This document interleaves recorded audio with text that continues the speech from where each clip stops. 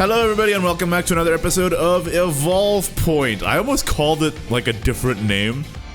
For some reason, I do have maybe a project in the bag, but... You almost called out a different name in bed.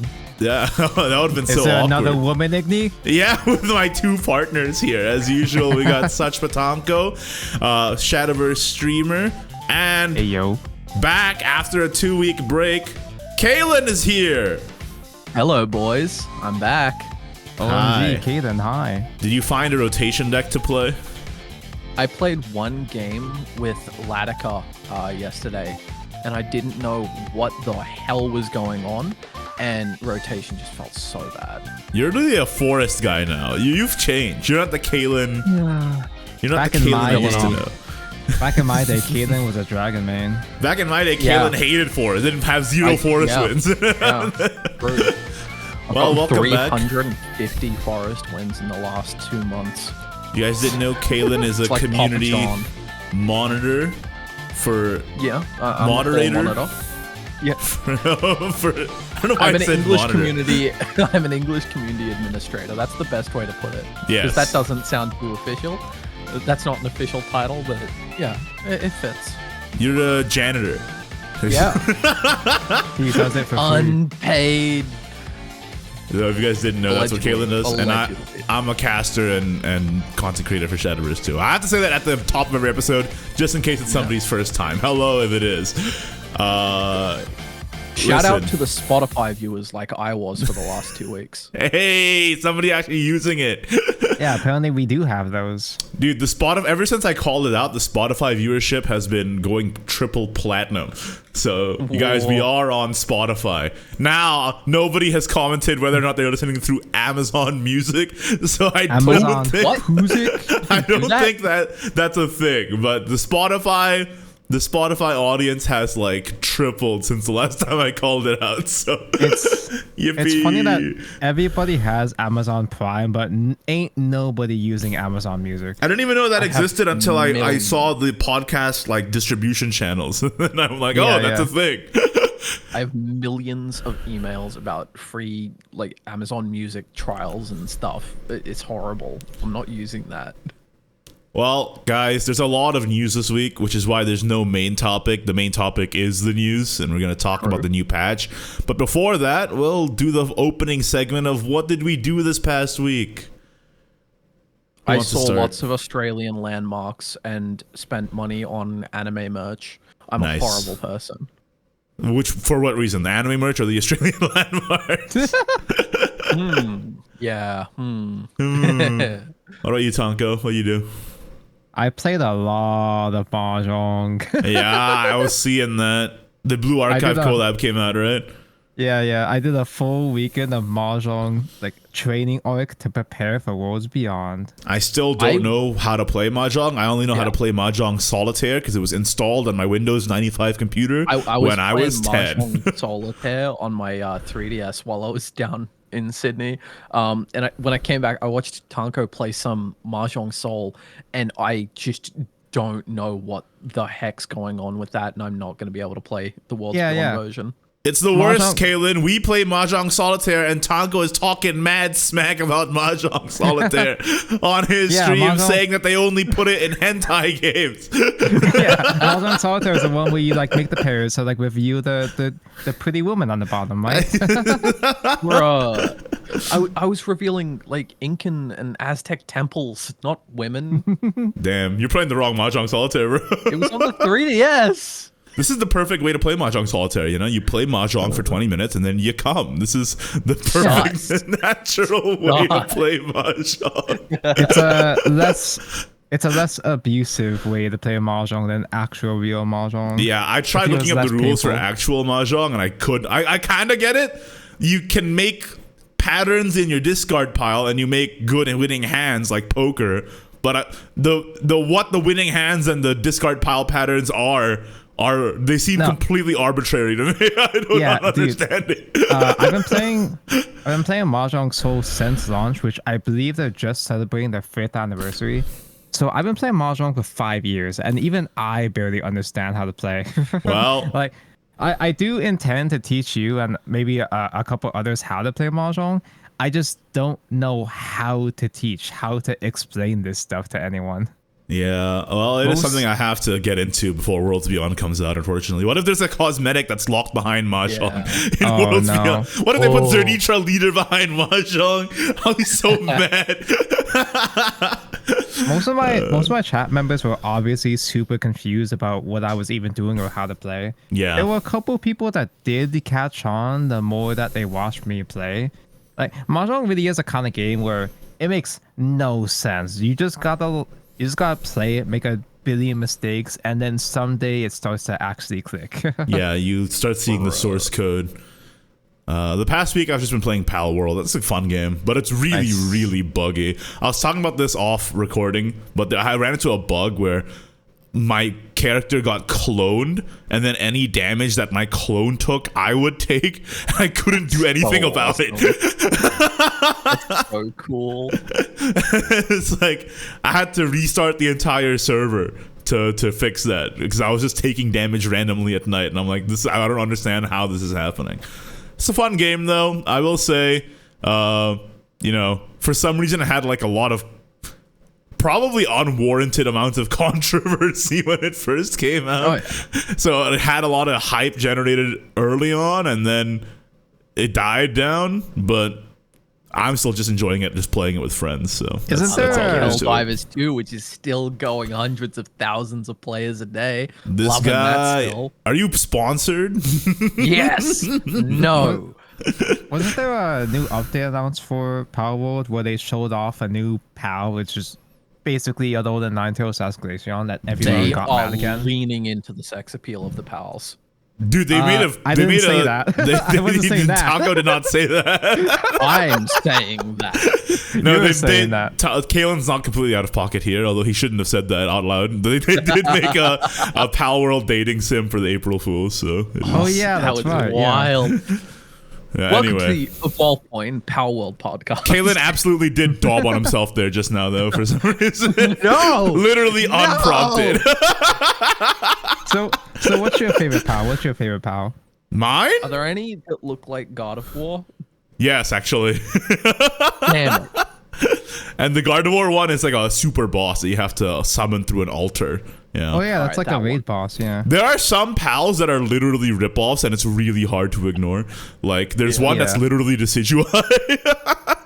And it's like, oh, okay. But there are some cool pals too that I like. There's one that I really like called Quivern, who's like Dragonite if it was white and fluffy. Like cool. It's like Dragonite and Restaurant had a baby, and it's kind of nice. I mean, a lot of pals are what if so and so had a baby. Yeah, true. I don't feel like it's as big of. I mean, I guess we shouldn't get too deep into it because we're gonna. It's a very controversial topic for a reason, but I personally don't think it's that big of a deal. For me, it's just parody. Honestly, I was feeling the same way. If they were ripping off designs from like little like indie game studio monster catchers, I'd be more weirded out by it. But ripping off designs from Pokemon, I don't really care. It's whatever. Like it's deliberately intent. Perfectly fine to me. Yeah. It's deliberately designed to be parody. Like it's meant to shoot the piss. Like they're doing it on purpose. And I thought it was just a shitpost game, but it's actually fun too. So I'm like, oh damn. Yeah, the fact that it's a real video game is really refreshing. Right now, the PAL that I use the most is literally a wolf Pokemon. I mean PAL, and I say Pokemon because it looks almost exactly like Lycanroc. But that's fine because Lycanroc is literally just a real life wolf, so that doesn't really count as a ripoff. It's whatever. I have not played Palworld yet, but I like the cloud. Yeah. Of course you would. Anyway. What are we talking about? Oh yeah, Shadowverse. Let's get into the news. The Shadowverse podcast. That's right. Yeah. Well, the reason why we all decided to play other stuff is because rotation has not been super hot, which is why they're releasing a new patch to hopefully fix it. Have you guys had any experience with that patch yet at all? No. I guess the patch came out after the GP, and I haven't played rotation for the GP. which I did quite well in. Well, we'll get into the details soon enough, but let's just blitz through some of the lesser news topics first. Heroes Rotation Cup winning decks are added to the game. Yippee. Gonna see a lot of Wrathblood in there, I imagine. Oh, yeah. Heroes Gauntlet Take 2 has ended. Did you guys play this? It was 500 crystals, 1,000 rupees to enter, and if you win, you get 10k rupees. And then for participating, there is Evolved Crystal Shard Dragonute cosmetics. I did not play this. I never played Gauntlet, so I don't know what to tell you. They still aren't worth to me. I used to play Gauntlet for content, but having to save up the rubies for this is I can't be bothered. Dude, just buy the crystals. Easy clap. I actually did have crystals. I do have crystals, but I don't really want to spend them on Gauntlet. However, I will say that out of all the Gauntlets I've played, I did participate in a lot of them, and most of the Gauntlets I've played I only had up to maybe like 2 wins tops. Yeah. But I did really well in Take 2 Gauntlets. I'm not going to enter again, but Take 2 Gauntlet is almost okay. Yeah, well, Portal Craft is the best deck in Take 2 right now, I think. So, You're right. You could have done it. I should have done it. I mean, I'm kind of on the same page as you guys. Like, unless the cosmetic is something I really, really, really want, then I don't really see the need to. Like, if they put Zernitra in a Gauntlet reward, then I'd buy it. Or, you know what I mean? If Gauntlet participation prize was a leader, I'd enter. I had 16,000 rupees saved up, and I didn't even enter the Gauntlet.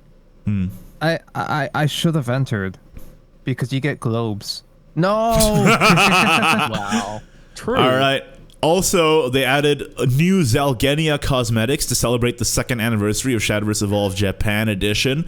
If you log in before April 24th, which is today, so get into it. You log in, you get the Zalgenia new, I think, sleeve and emblem, right? It's the new art from Shadowverse Evolved, the promo art. They go so hard. They are really nice Zalgenia sleeves and emblem, but they are the wrong one. I was going to say that too. And we can't go. Yeah. So, man, if only it was an ultimate rare art. I'll give the viewers the context here. In Shadowverse Evolve, Japanese edition in set 10, they just released the Gods of the Arcana set, which is a riff on Fortune's Hand. Zalgenia came out, and he has a promo alt art, which is the one in the game right now, the cosmetics that you just got, which is like him from a different camera angle, and it looks really cool. But he also has an ultimate rare art in Shadowverse Evolve that is... They made him a Kusogaki smug girl. That's the one that Kaelan and Tonko want. Dude, Shadowverse Evolve art just goes so hard. It's quite... I'm much more of a fan of that than base game art, to be honest. The game is cool.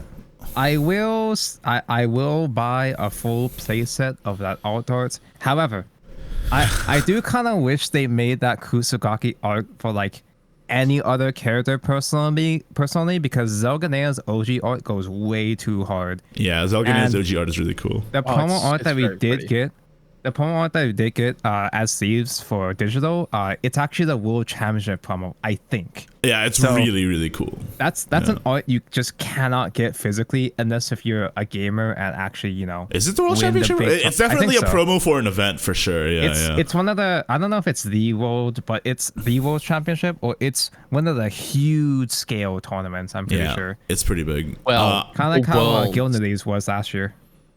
The world sleeves for a world championship, that kind of makes sense. Nice. I will say, I understand what they did there. I'm on a podcast with 2 people who prefer the Kusogaki art, whereas 99% of the world actually does not like that art that much. But hey, Zalgenia is super, super, super OP in Evolve, so no matter what, any Zalgenia version is going for like gangbusters right now. So he should be overpowered. Go back to 555 Zalgenia. Oh, he's even strong. He's really good in Evolve. I saw people in my group chat for Evolve. This is sort of off topic, but they were just like, I was like, hey, what, any new decks from BP10? And everyone was just like, dude, just take whatever deck you have and put Zalgenia in it. I'm like, yeah, pretty much. Anyway. There's a new game update coming, and by coming I mean it came yesterday. Rat Magician Vile bonus ended, so if you had extra Rat Magicians, too late, it's over. Oh no, I forgot to file mine. Yeah, so did I. Wait, how many do I have? Oh my god. Guys, you just missed out. Also, they're adding a new story. Missed out on like 2 vials. What a shame. Oh my god. I've got 43 rat magicians. No. Jesus. But 2,000 yes, vials wasted. they added a new story mode as well, Whispers of Purgation Last Words Part 2. If you clear Chapter 25, you get 3 Heroes of Shadowverse packs, which last until May 19th. So go do that. That's a mission that lasts until May 19th, I should say, rather. I am not going to wait until May 19th for that. I want to get that story done. Part 1 was great. Dude, go for it. So I actually did go ahead and skip through the last update for the story, but I didn't realize. So I did it yesterday, but the mission for the 3 packs expired the day before. Oh my god. Rip, dude. Dude, part 1 was so good. It confirmed a fan theory. I won't say what fan theory, but a fan theory from back in Guild Wars. Yeah. To be fair, though, they kind of spoiled that on the official Twitter too, because I think I know what you're talking about. Yeah. I don't know what anyone's saying. I'm on Iolon, bro. I haven't beaten Belphegor yet. So. Oh my god. You're like a baby. Also, tons and tons of balance changes, which we lampshaded earlier. Rune unnerf and buffs. So Arcane Instruction was unnerfed. Tetra and Arts of Trust was buffed. Did it change anything? No. Rune is still bad on ladder from what I've seen. So, dude, I fought exactly 1 Tetra player on ladder, and I was just chatting with my chat the entire time. I was completely distracted. He got Tetra on time. He had Ginger and everything, and I thought the game just ended. I thought I lost. No, the guy just conceded. He just gave up. Yeah. he just gave up mid combo. it's not that I much don't even know what damage. happened. It's really not. Also, like, listen, if you're trying to buff Mysteria and Tetra, but you're leaving Ginger as is, it's never gonna work out, because without Ginger, the Mysteria is just not gonna be doing super big combos anymore. And then also finding the Ginger for Tetra and Arts of Trust, and then it's still having the 1 cost token. It's just not good enough for that deck either, especially with the current power level of rotation. So I think Mysteria could kind of cook with just high roll early board the way it did before, but I don't know if that really actually matters, because it dies to Rondo, it dies to Chimera, so who cares? Yeah, exactly. Exactly. Also, Portalcraft got buffed. Elena now generates 4 Keen Edges, and Onslaught costs 1, and a Geo Transmute costs 1 too. Oh, dude, the Agio buff is actually so good, because the fact that the transmute costs 1 now, so you can either evo Agio first, then start playing artifacts to start your combos as early as turn 4/5, or if you're a bad player, you can spend the first couple of play points digging for Agio first, and then use your last points to transmute and evolve into it. Oh, by the way, Igni, I refuse to say silent anymore. It's pronounced Agio. Who says that? It's not. It's the Japanese translation, the pronunciation. Well, it uses Agiru, not Ajiru. Well, here's that's not canon, because they pronounce Levi as Revi in Japanese, and in the English dub they say Levi. So that's not proof. I refuse to accept your reality. Important. So anyway, Agio, pretty good. It's not bad. Nice. It's just, yeah, Agile's pretty good, but the problem is that the deck itself is still not really competing with, I mean, listen, it turns out if you don't nerf the tier 1 deck, it's still fine. So I have no idea what they were doing. I feel like Wrathblood still outcompetes a lot of the things in the meta right now. And while I do appreciate the portal buffs, and I have fought a few portals on ladder, and they did give me a run for my money, it still feels like they brought portal from tier 4 to like tier 2, maybe 2.5. Yeah. But tier 1 is still tier just tier 1, right? That's the thing. Tier 2 sounds about right, Yeah. My only real experience with rotation before these buffs was the Grand Prix and playing Big Dragon in that. Big Dragon was able to steal wins from pretty much any deck except Blood. I think I might have lost to every single Wrath Blood I ever saw. Well, nothing's changed there, Kaelan. Yeah. Unfortunately. I will say the portal buffs did seem incredibly aggressive compared to the other buffs. Like, they made Arts of Trust deal 1 more damage, and they made Agile like 2 cost less. Like, that one is much more important than the other, right? So they really were pushing portal because it was one of the worst classes. So I'm glad that it's at least like bumped up a few slots now.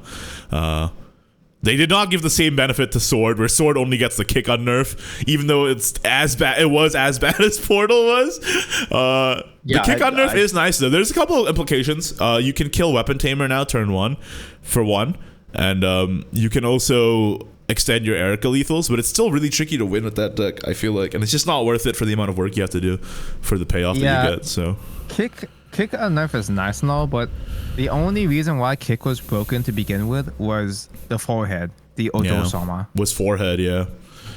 It's just a nice card in general, but it's nothing special, really.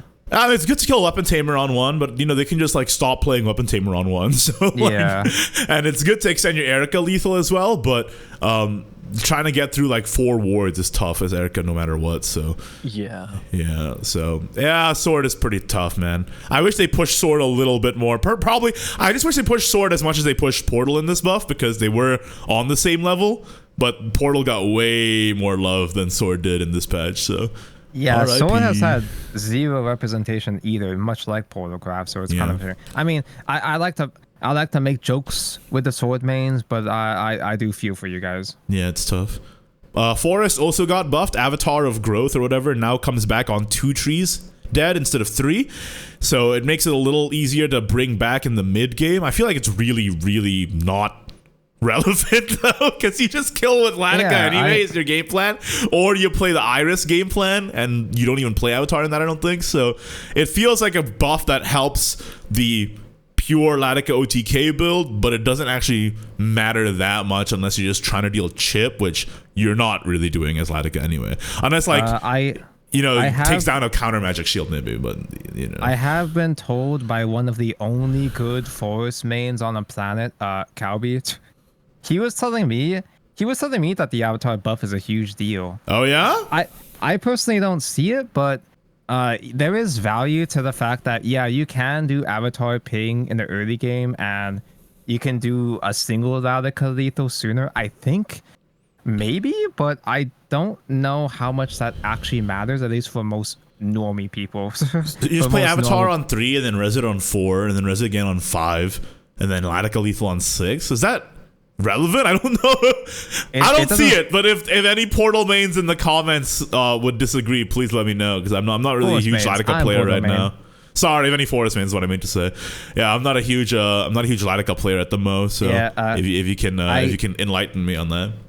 I don't see the vision, but it might be one of those things that people just don't tap into until later on. And for Dragon, we only got 1 unnerf, but it was for buff Dragon, unfortunately. Yeah, who cares? It's so strange they did this. Dragonoot Striker got unnerfed, which means that you can just get scammed by Hot Joseph on ladder once again. Yay! I mean, technically he was gone for a while, but this might maybe bring him back in a little niche. Well, he was always just a ladder deck, I feel like, in this past patch, right? Like, he was never being represented competitively, but now that Striker's back, you're probably going to see it a little more on ladder. I already have been seeing a few buffs on ladder for that reason, so yeah, and I think buff can be good against Blood, because they can the defensive stats can get tall enough that they don't just die to Rondo, maybe. Maybe, but they die to Hedony, so yeah, but it's a bit less convenient going to Hedony though, compared to just playing Rondo and call it a day. Fair enough. Why is Blood so insane? And they didn't nerf it either, which is yeah, like it is baffling that they straight up did not touch the best deck. They, instead of touching the one problem deck, they tried to elevate everything else, and I don't think it's working. At least early days, I've been seeing a lot of Wrath just like still winning the same way they've always won. So anyway, so I have this conspiracy about this patch, right? About this ban patch, where I think the reason why they didn't just do a simple nerf or two is because the game is ending, because the game is almost dead. they don't really have to worry about long-term consequences. So they're using this opportunity to experiment with stuff. Experiment with how it, like, they're trying to see if they can get away with a balance patch like this, where what if we did all these kind of buffs instead of doing the nerfs, right? They're trying to see if that's a good idea, so maybe they can try something similar in Worlds Beyond in the future, perhaps. That's my theory. Well, I have seen a couple of comments on my content that's been like, I always prefer buffs to nerfs, and I feel like that's like not a good mindset to take, because I feel like it's always situational, like which one is the better option. It is situational. I lean towards enjoying buffs more because I think buffs are more constructive, but there are cases where you just gotta kill the card. It's just gotta be done. You just gotta take it out back. Yeah. Like Belphomet. He was taken out back and never recovered. You mean Baphomet? Oh. Belphomet is my guy. That one. It's a portal. God damn it. Guys, you gotta be careful. You gotta be patient with Kaelan. He doesn't know how to read, so. True. True. We're not done, by the way. Benevolent Mother also got buffed, which is really only relevant to Dragon, but Sword can also make use of that. It's fine. He's big now. It's way more relevant for Dragon than Sword, though, because Sword often plays Mother just as a draw engine, and not actually for the body, so... Yeah. You can heal past what? You can recover from one Chimera now. Yay. That's crazy. Yeah, it's also the recovery buff is nice, but the stat buff is actually more important because it lets it trade over 5/5s and then it's still live for the additional healing. Igni, how do you feel about the Natura Dragon so far after the buff? Any differences? It's pretty fun. I will say Natura Dragon did win a JCG recently before the buff. But they were playing we'll talk about this when we get to esports, but they were playing a god card that nobody else was playing, so I'm really excited to talk about it. But from my experience last night, I killed basically every single Natura Dragon player. There was one guy that full healed from 6 life to 20 4 times in a row, and they still lost. But to be fair, every single Natura player I fought was playing the bad build. They weren't playing the Storm build. I was also playing Natura Dragon, and I beat almost every artifact. The only time I lost was when Valdane was in the bottom 20. But other than that, you play the correct build, right? You play the Storm build, right? Yeah, I play one Forte, and then I play... Yeah, and then the Forte just lethals with Valdane at the end game, so... Yeah, you actually know the sauce. I don't play Terminus in this new build, though, because... Oh, okay. It is not relevant anymore. You just need one Forte to win anyway, so...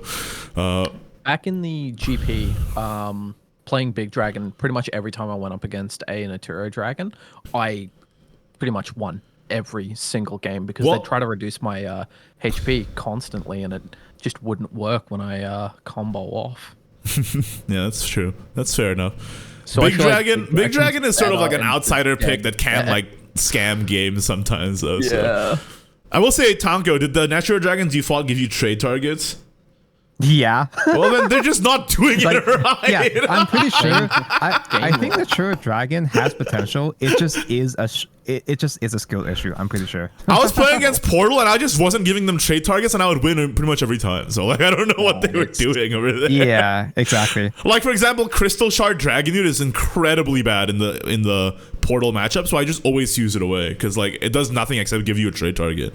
So like, wait, is that the Spinaria? Yeah, it's the Spinaria. Yeah, I had most of my opponents, they do double Spinaria, full heal back to 20. I'm like, why would they do that? It's like, okay, who asked? Thanks for the targets. I can do a billion vinyls now, bro. You can watch what I was doing. I just was literally, every time it came into my hand, I instantly fused it away because I was never going to use it because in Portal matchups, because it's so bad in that matchup.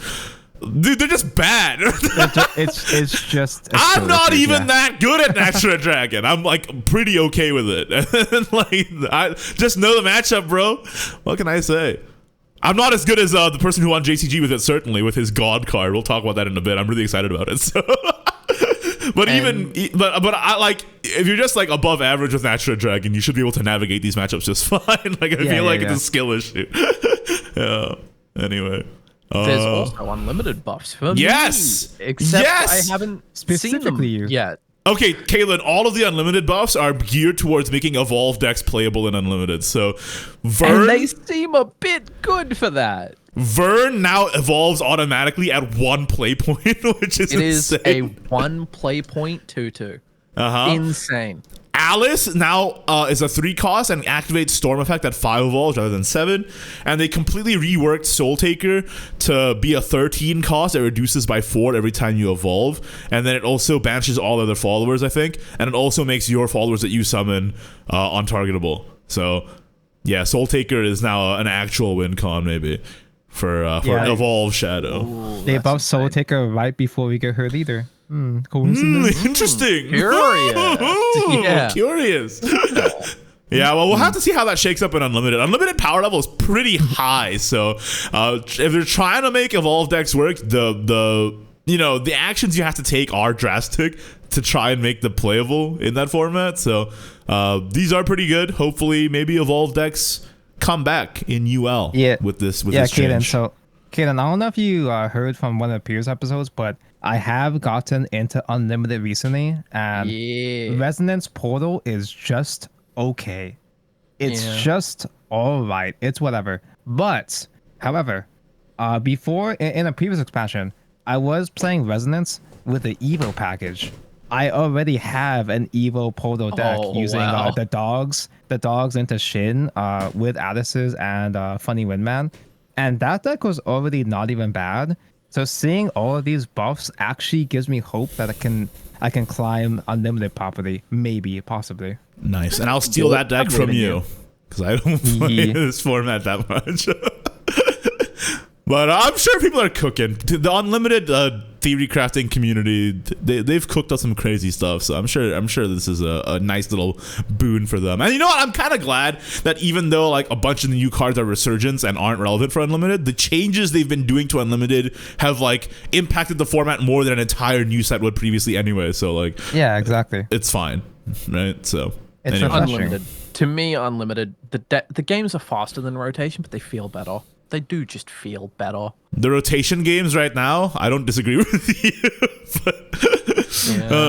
Anyway, just last night they announced a new Legendary Guaranteed bundle. You can buy it up to 10 times. You get 20 pack points each, 1,000 crystals for 10 packs with a Legendary inside.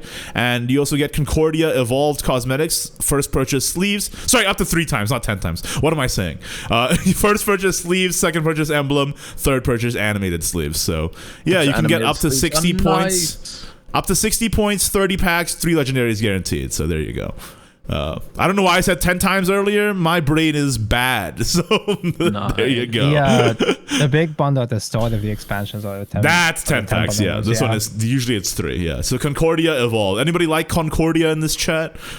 I mean, she's annoying, I guess.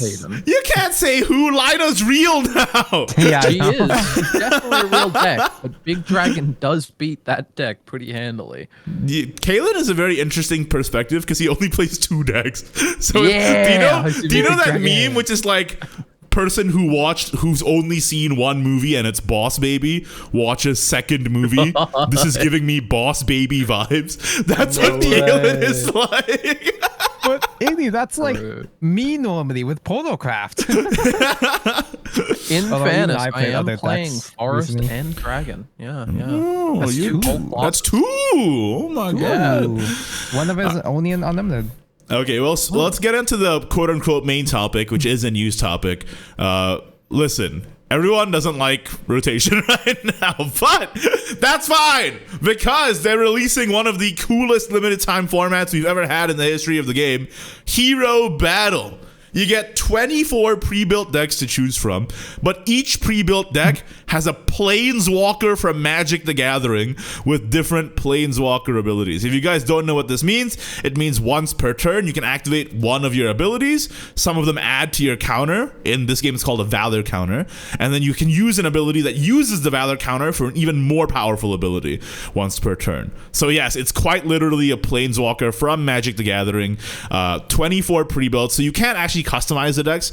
I think it's sort of just like a trial of like how this sort of goes. This is so getting added to Worlds Beyond. And that's what I'm thinking too. In the game in Worlds Beyond. That's what I'm thinking too. I think this might be a trial run to add Planeswalkers into Worlds Beyond, or whatever they want to call it. Probably like heroes is probably what they're gonna call it, right? Considering the hero cards added to Worlds Beyond potentially. Anyway, Hero Battle, they have an event, a Hero Battle Cup, happening from April 25th to May 6th. You get 8 packs daily as a login bonus, GP ticket, private match missions for 3 GP tickets as well. Sorry, 8 packs, 1 per day for 8 days is what I should say. Don't go logging in thinking you're getting 8 packs a day. That's not happening. You get 8 packs total. It's not an anniversary. But that's a pretty exciting stuff. And what I wanted to do as the quote unquote main topic is to go through each of the leader powers, and we can talk about it and see which ones we like most. I believe the format is actually coming out today. The day we're recording this podcast, but I haven't had a chance to play yet. I don't know if you guys have. No, not yet. I don't think it's out yet at all.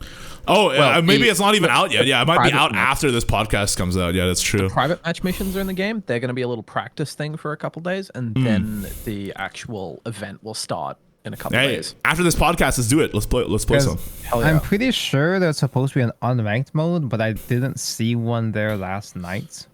Yeah, it's quite new, so I haven't gotten a chance to play it at all. So it's kind of frustrating though that this sounds like this is one of the coolest events ever, and yet they only now give us this right at the very end. Like, all right, it's gotta be in Worlds Beyond. It's gotta be, dude. It's also quite literally an MTG ripoff, which I think is very funny. Like that. That was funny and like.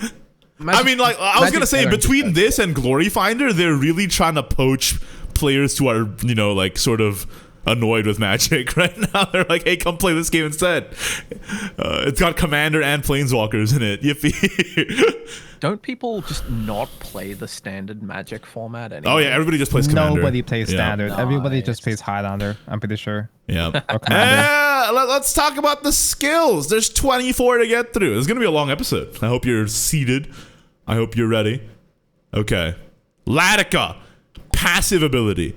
At the start of the match, if you're going second, gain 1 Valor. Valor is the counter for your leader, which is what you use abilities for. At the end of your turn, if you've played at least 2 cards, gain 1 Valor. If you've played at least 4, gain 2 Valor. Then you have 1 skill.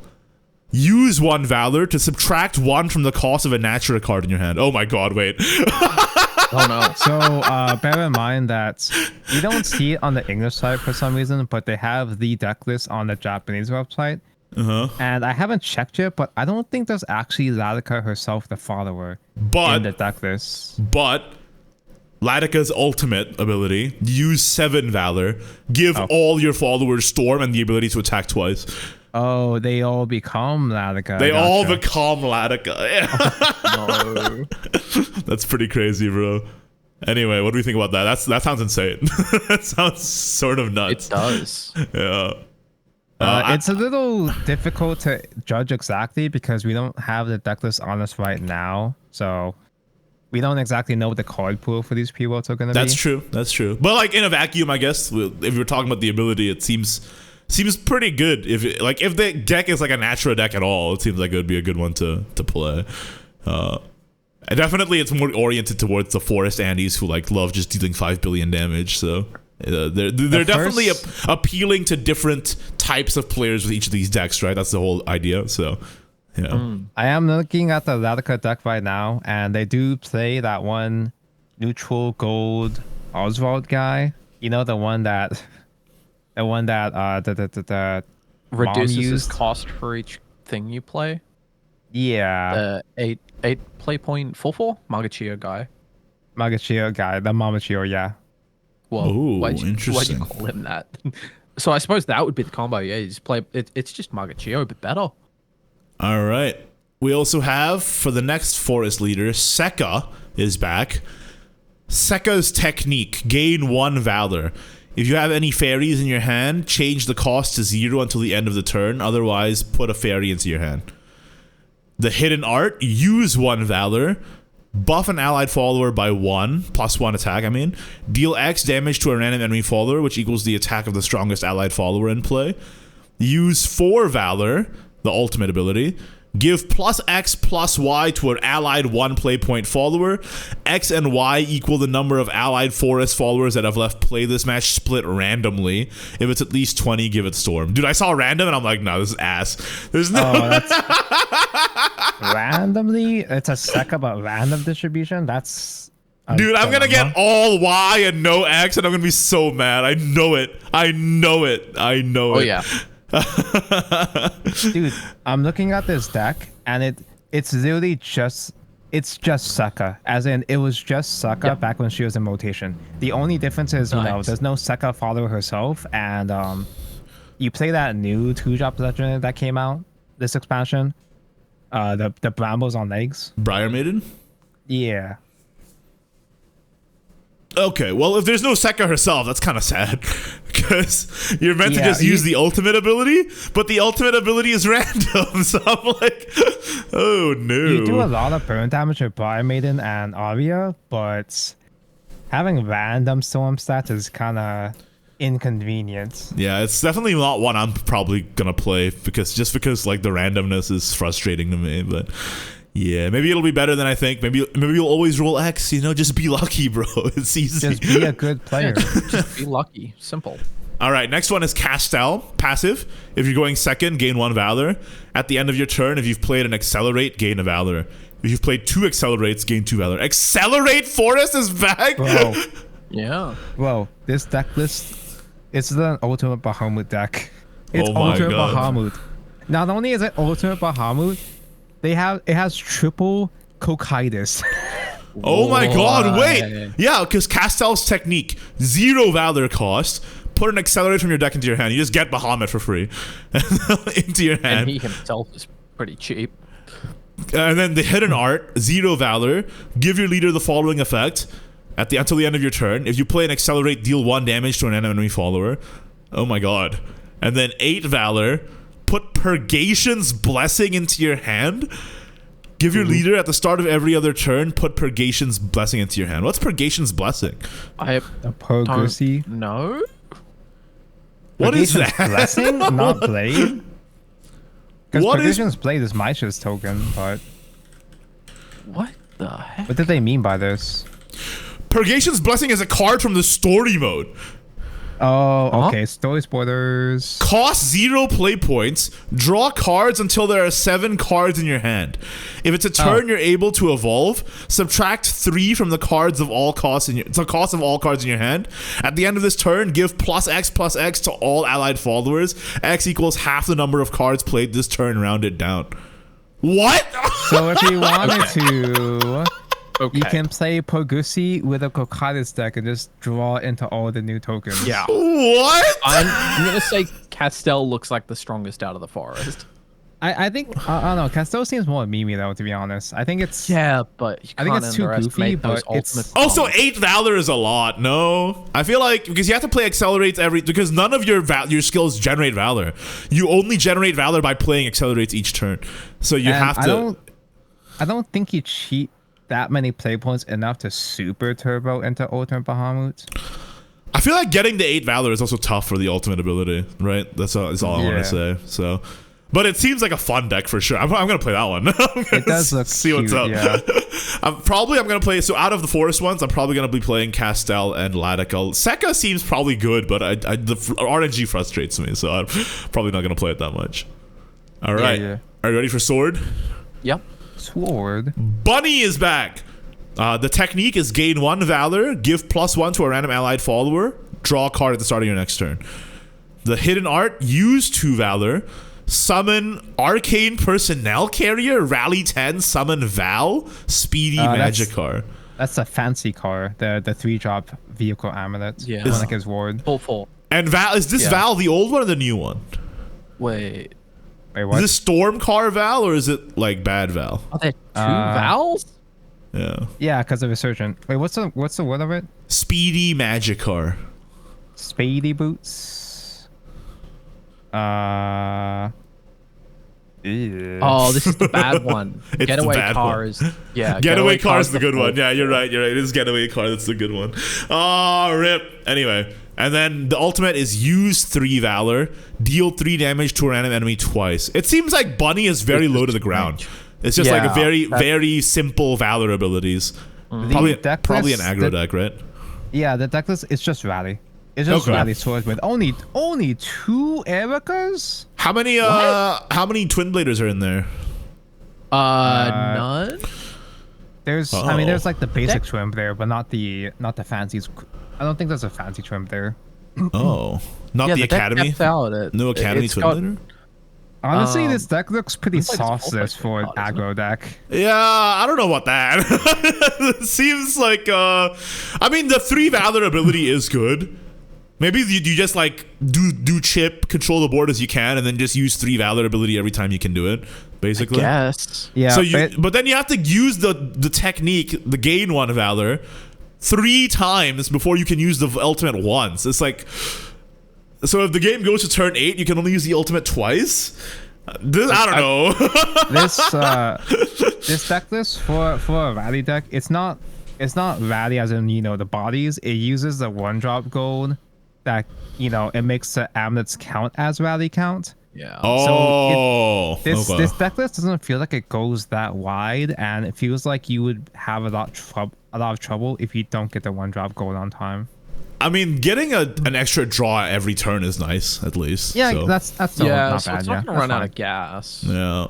Anyway, that seems kind of like, it seems a bit boring compared to all the other ones so far. It seems a bit too tame, a bit too fair. It is a Soulcraft deck after all. All right, next one is not passive at the start of your turn.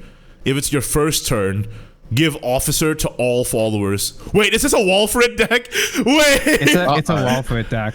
Give officer to all followers in your hand and deck. Oh my god! Wait. Not only is it a Walfred deck, it plays 2 chariots. What? Okay, I'm playing this one, bro. You buff your chariot with Walfred, and then wait, no, does that even count? Because it transforms into the yeah, other it version transforms of into Commander. Oh, it doesn't count. Yeah. That's I don't think it's also not Commander. Wait. But it's pretty funny. Anyway, discard. The technique is gain 1 Valor, discard a follower from your hand, put it into your deck. Oh, give it officer, draw a card. Wait, that's fun. You can. Wait. This deck list is really goofy. I'll post it in chat. Yeah, please do. This one seems really fun, man. I kind of like the idea of it. This is the goofiest deck list we've seen so far, because almost everything is 2 of in this deck. There's 2 agile Twin Bladers, the new Twin Bladers. They are. Yeah. There's like 1 copy of Aurelia. There's 2 copies of Mars. Like this deck list is all over the place, but it looks really funny. There's no agile Twin Blader in this. That's not agile Twin Blader. No, that is the 2-drop gold. Oh, wait, yeah, no, that's quick that's speed. not the name. I'm sorry. It's Twin Blader, but it's not agile. Agile is the brat with the pin. Yeah. Damn it. Damn. It would have been nice if there was Twin Blader in this. I would have been able to do so much damage, but alas. I mean, this Twin Blader is agile at home. It's still a double attack. So that's true. 2 Arthurs. What the hell? Yeah, this looks super saucy. Yeah, this is so weird. I kind of love it. Oh my god! I just looked at the next list. The next one. Let's not get ahead of ourselves. Let's just we're still going through not hero skills here. Let's see. Use 0 Valor. At the end of your turn, deal 2 damage to a random enemy follower. Before damage is dealt, if there are fewer allied followers than enemy followers in play, gain a Valor. Oh! So you're just trying to go tall, not wide, so you can build up your Valor count. Okay. And then the ultimate already buffs them too, so yeah. Yeah, true. And then the ultimate is use 6 Valor. Give your leader the following effect. Once on each of your turns, when you play a follower, put a random X play point follower from your deck into play. That's equals the original cost of the follower you played. What? So you play a guy that cheats out another guy. Yeah. Yeah, so the deck is it's all like 2 ofs because you use it as a the same toolbox. cost. Yeah. Oh so funny. my god, that's so awesome. They created Officer Toolbox. That's so weird. that's so but that's cool. so cool. I'm Alright. so disappointed this mode's only going to last like 2 weeks because this looks like something you want to play for months. I know, right? Yeah. All right, next up is Taketsumi. Oh my god, it's Cryptosaur. It's Don't say Cryptosaur. that word. You can't say that word. Once on Bad each of word. your turns, when you play Glittering Gold, add 1 to your rally and recover a play point. That's insane, actually. Oh. Imagine if a normal glittering gold did that. That's a Could have been a passive. real deck.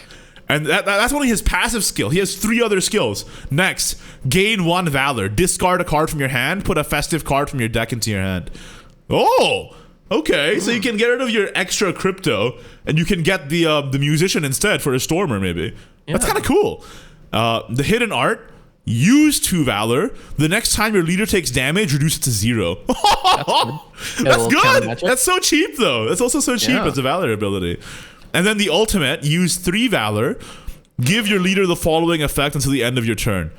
When you play Glittering Gold, give +1 to all allied followers and draw a card. Whoa. Wait, this has so much sauce. That's What? sauce. They You figured play out how to make glittering good. Yeah, you play musician, you play Kage, you get that ability, you spend 12 Glittering Gold cards, and then you go face. Oh, yeah, because the glittering gold are free. Well, the Oh, first one is man. free. But yeah, that's so sick. I can't believe they made a VO deck out of glittering after all these. Yeah, it only Because- required a Planeswalker and a broken passive, and finally Yeah. Glittering Gold is playable. Like that passive sounds like it would have been a leader skill that they would have given, that a card would have given glittering decks for or something. I like know, that, right? Like, it's so strong. Anyway, that sounds like a lot of fun. I'm playing that one for sure. Out of the stored decks, I think Not's going to be the funnest, though. Yeah, I like both. I feel like the bunny one is the Bunny- most boring one. Yeah. Bunny is so boring compared to these other guys. I just watch Bunny be the best because apparently the format can't take aggro decks. Just Yeah, hit honestly- him in the face. Honestly, probably because Bunny is the most straightforward, so she probably will be one of the best anyway. Well, we'll find out. Let's get into the rune ones, hey? Eleanor. Gain 1 Valor, select a card in your hand. If it's been spell boosted less than 5 times, boost it. Otherwise, put a copy of it into your deck and subtract 1 from its cost. Whoa. Oh, interesting. So I can put cheaper Chrono Witches into my deck. Oh. This do be a Chrono Witch deck, yeah. Wait, this means you can get cheaper Kuons, because Kuon is locked at 5 cost. But you can get a 4 cost Kuon into your deck with this. Yep. Oh. Yeah, this deck has Chrono Witch, the Semael, Kuon, and Gios. what's that one? Gios, yeah. Gios is cool. Gios is shockingly good in these formats that force a deck on you. Yeah, because nobody can remove Mist Dragon, bro. Yeah. Anyway, the next ability. Use 2 Valor. Discard a card with Spell Boost. Put a random card with Spell Boost from your deck into your hand and Spell Boost it X times, which is equal to the amount that the card you discarded was Spell Boosted. So you spell boost a card in your hand, put a copy of it in your deck that's cheaper, you discard the one from your hand, and you get a cheaper one that's also spell boosted. Yeah, pretty much. Huh. And or you can discard, like, if you have like a 10 boosted Fates hand that you're not using, True. get rid of it. Boost a Get a Chrono Witch Chrono Witch. instead. Yeah. Well, And then insane. the ultimate ability, use 3 Valor. Select a card with your spell boost in your hand. Put a copy of it into your hand and spell boost it the amount of times it's spell boosted. Oh, you can get 4 CYL turn with the ultimate. Oh, Let's go. Lord. Yay! It's a bipartite elemental, but good. It as an ability instead of a body. Wait, that's pretty sick. I kind of like this. Seems The seems only straightforward to thing- play too. The only thing this deck is missing is D shift. Yeah, right? Imagine. I think it's missing that for a reason, right? Yeah. All right. Okay, by the way, guys, if you want to look at the deck list, probably should have said this at the top, but you can check out the Japanese Twitter for the deck list. So, Tetra. At the start of the match, if you're going second, gain a Valor. At the end of your turn, if you've played at least 1 Machina card, gain a Valor. If you've played 2, gain 2 Valor. Okay, so it's a Machina deck. but she doesn't have any gain valor abilities, so you only can gain valor through the passive. But Tetra's technique, use 0 valor, so it costs nothing. Put recovery into your hand. Use 1 valor until the end of the turn. Subtract 1 from the cost of a Machina card in your hand. Use 8 valor. Discard 2 cards in your hand. Give you Latika and Azure Blast. Wait, so you get a good card. You have to burst to get the girlfriend? You have to burst to get the good card from a different class. So they knew that Machina Rune didn't have a win con, so they just pilfered one from a different class. That's wild. Yeah, also, Tetra is not in this deck, so this is the only way you get Azure Blast is by using this ability. Oh wait, I understand now. I understand why they buffed the Machina gold spell. It was for this mode. Wow, yippee. Yippee. That's funny. They buffed Tetra too, but it does have Nom, so you can get. What do you even get for free in this? Wait, nothing nothing that good. You don't have any dual traits, do you? Lords, right? There's no Naturas in this deck, so you can't. Wait, is that 2-drop bronze in Natura? I don't think it is, right? I don't know. It shouldn't be. I don't think so. Well, it's just a guy. Is Nom just there as a guy? No, it's just fuse away your just a Tetra. cycle. You could fuse away your Tetra. You can fuse your Latika. Latika. That's what I meant. Yeah. Fuse Latika to power Nom? Dude, that costs 8 valor! but then you get Techno Lord for free. That costs 8 valor, dude! Imagine if you draw into 3 Techno Lords for free. Well, you can gain 2 valor per turn. So you could do it turn 5, turn 4, turn 5, get Latika, fuse it into Nom, turn 7 Nom. Yeah. I think instead of winning with a good card, just RNG Nom into Techno Lord. It's just that easy. This is a little scuffed, I think, maybe. It's pretty goofy. All right, next up, the final rune ability, we have Amaryllis. Gain a valor to put one of the following into your hand and make it 0 cost. Insight or Snipe. Wait. It's an Evolve rune deck? It's not just Evolve rune. It's almost basically just neutral rune. Wait, with 0 cost Insight, you can get an immediate Evolve off of the Flower Girl on turn 1. Yeah. Okay. I see you, dude. I see you. Zeus for the end game. I see you. This has the Hammer Man. It has a Geos hammer. God, Amaryllis is going to be insane. Okay, so you have... Okay, that's insane. You can get a turn 1 Evolve right away. Do you have Blooming Dancer in this? You don't, right? Okay, well, it's fine then. Rip. Just wait. But still you just have Blooming Dancers at home. No, you have Oceanus. Yeah, you'd have Oceanus in this. Oh wow, that's interesting. Anyway, next. Wait, Resolve of the Fallen is in this? Oh my god, bro. Anyway, the hidden art. Use 1 valor, give an unevolved allied follower the following effect, and then evolve it. At the end of your turn, banish this follower. 1 valor for a free evolve? Okay. It's about to get so much worse. And then the ultimate, 3 valor. Change the cost, attack, and defense of a follower in your hand to 1. You do that on Zeus? This deck runs Zeus. That's gonna be oh my god! 1 cost Zeus? They turned the classic Ginger Zeus combo. They took the classic Ginger Zeus combo and turned it into a leader effect, basically. A Planeswalker effect. You can get a 1 cost Zeus, you can get a 1 cost 4 gold Grimnir too. Yeah. So you just oh my god! Everything in the deck, and then you play a 1 play point Zeus. Oh lordy! 1 play point Zeus alongside 1 cost Grimnir. Okay, I'm gonna say Amaryllis is the strongest rune deck. Of the runes, probably, yeah. I'm a believer. With 1 cost Zeus, you can also play it alongside Parasol Witch for more Storm too. So that's a lot of. Oh my god, dude! Spellboost Turbo looks good, but like. Evil Rune looks really funny. Though. That looks fun as hell, yeah. Heck yeah. All right, it's time, boys. My family, the Dragon decks. All right. Valdane. At the start of your match, gain a Valor. At the end, if you're going second, at the end of your turn, gain X Valor equal to the number of natural and world trees destroyed this turn. Okay, I'm getting 12 billion Valor. I'll tell you that right now. I'm getting 12 billion Valor in one turn. Valdane's technique. 1 Valor. Use 1 Valor, I should say. Give an allied natural follower +1 attack and rush. Hidden art. Use 1 Valor, subtract 1 from the cost of a natural card in your hand until the end of the turn. And then the ultimate. Once on give your leader the following ability for 6 Valor.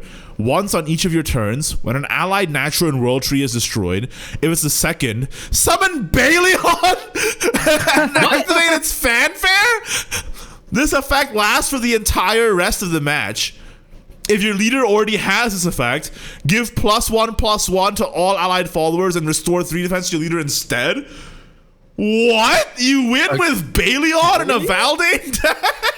That's strange. But okay. That's so weird. Okay.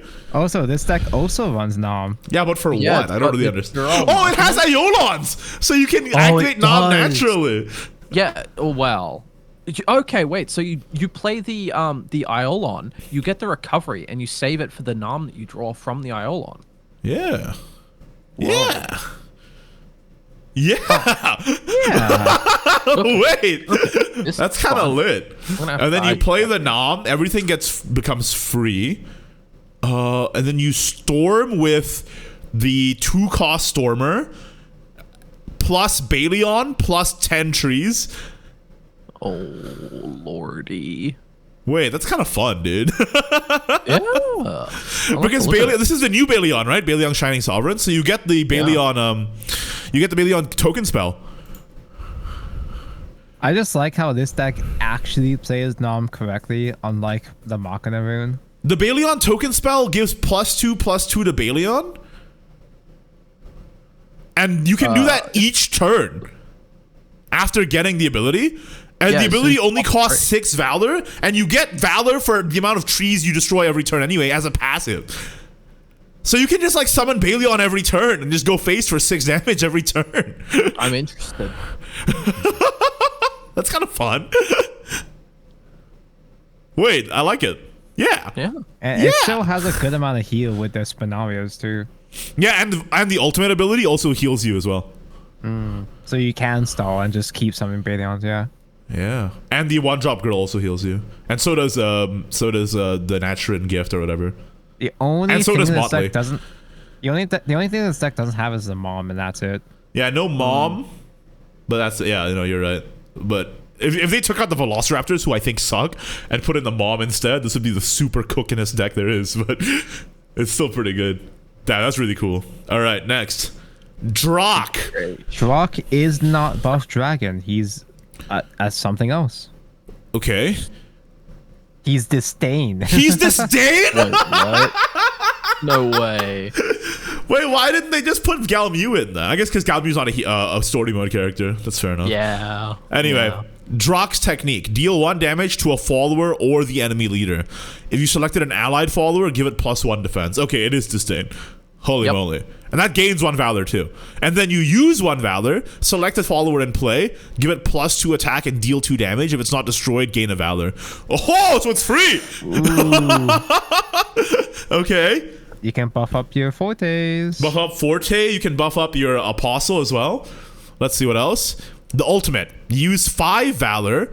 Give your leader the effect once on each of your turns.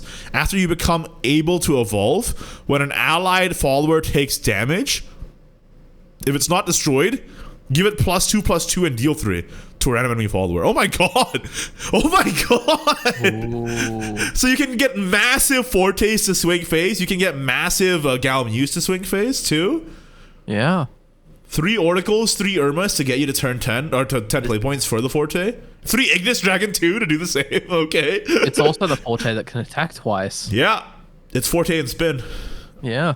I mean, so yeah. This deck also plays the Dragon Scales, so you can aggro early in the game, just summon a bunch of guys. My apologies. I meant Miriam, not spin. They look the same. They all look the same. Anyway, that's a really cool deck. I'm definitely playing that one. I'm playing both of these so far. Gotta play everything. What the hell is this Mizuchi deck? What? What? Oh my god. It's Highlander. It's Highlander. It is. How many Jerrys are in this? 3 of the new one. 3 6 cost OGs. Miarabane. Okay. Yeah. Damn. By the way, if you guys are confused, the community calls Miarabane Jerry because Miarabane is really complicated to pronounce. Stupid word. Yeah, this is a funny omen of one guy. Yeah. It's a Highlander deck. Okay. Let's see. Gain 1 Valor. At the end of your turn, draw a card. Okay, simple enough. Just extra draw it every turn.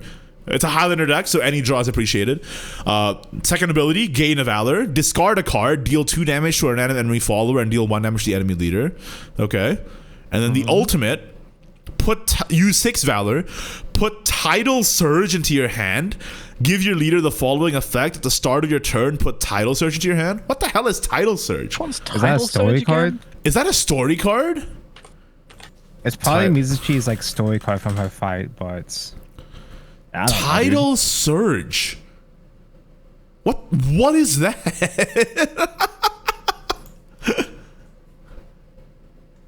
Oh. I'll just take their word for it. Sure, it's cool. probably something good, right? Yeah, Bruh. because the C-Long token spell is Tidal Tyranny, so it's not that. Okay, yeah, it's Tidal Tyranny.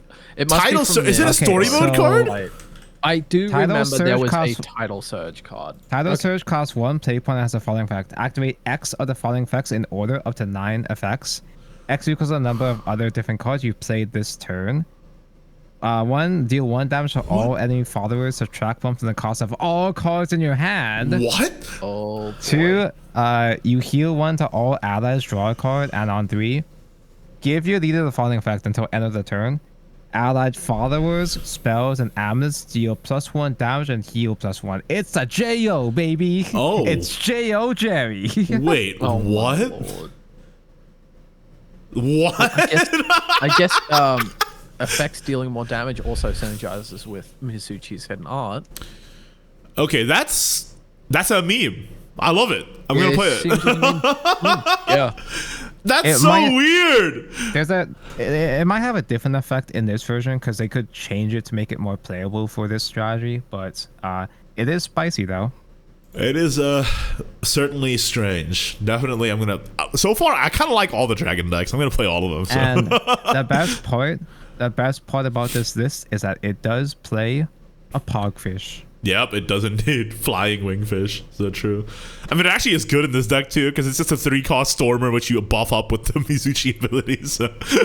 Yeah. Fish. All right, going into Shadow, shall we? Ania. It's a Machina Shadow deck. Yay. Oh, wait. It's Machina Shadow, but it has Kaelan in it? What are you resing? Huh? No clue. Well, maybe we'll read the abilities and it'll give us a better idea. Gain 1 Valor. If there are any assembly droids in your hand, change the cost of 1 to 0 until the end of the turn. Otherwise, put an assembly droid into your hand. Okay, so you're just spamming out Machina. Okay. Use 1 Valor. Summon Roly-Poly Mark 1 and evolve it. Oh god, wait. I think that's the 0-2 one, right? Yeah, Roly-Poly Mark and evolve it too for free. Dude. Okay. 4 Valor. Discard 2 cards from your hand to put Tetra and Mono into your hand. Oh my god. Wait, what? And then you can get Tetra, you can get Mono, and you also have a bunch of evolves in this deck for Mono because of Kaelan. Yep. Huh. Yeah, I don't know what to say about this one. You also I have think Blossom Spirit as an afraid of evolve card too. You should be afraid of the funny Machina Man as well, because this deck's going to generate a lot of shadows. This deck's going to generate a lot of like stall as well. No Lubel, so all you can do is just stall out. And then you play Mono or Tetra to maybe do some damage, but mostly you're just going to win through Technolord, I feel like. And Yeah, you for can the actually- from what's his face guy. Yeah, you can actually resolve Nicola correctly in this build. Nicola. That's his name. Wait, Shao is in this deck? Shaolin Showdown? Who? Oh. Oh yeah, the reanimate guy. Yeah. Shao is in this deck meant to reanimate Tetra, but Tetra got buffed to 3, so it looks more awkward. Yeah. But it's still, reanimates Tetra. It still reanimates Tetra. There's still no other targets. But I was gonna say, like, if there was another 3-drop, then the buff would have screwed this deck over. But yeah, Shao reanimates Tetra, so you get a 1-cost Tetra for your Azure Blast. Okay. Okay. It's sort of like all the Machina decks put into one, with Control Shadow as the shell. So just one giant Machina mess. It's probably fine. So. It's kind of difficult to wrap my head around it, but it looks goofy. I can respect it. I like Machinas. Next is Kagero. Gain 1 Valor, deal 1 damage to the follower or enemy leader. If you selected an allied follower, before damage is dealt, give it last words, draw a card. Oh! That's all last words popping off. Anything gets last words? Wait!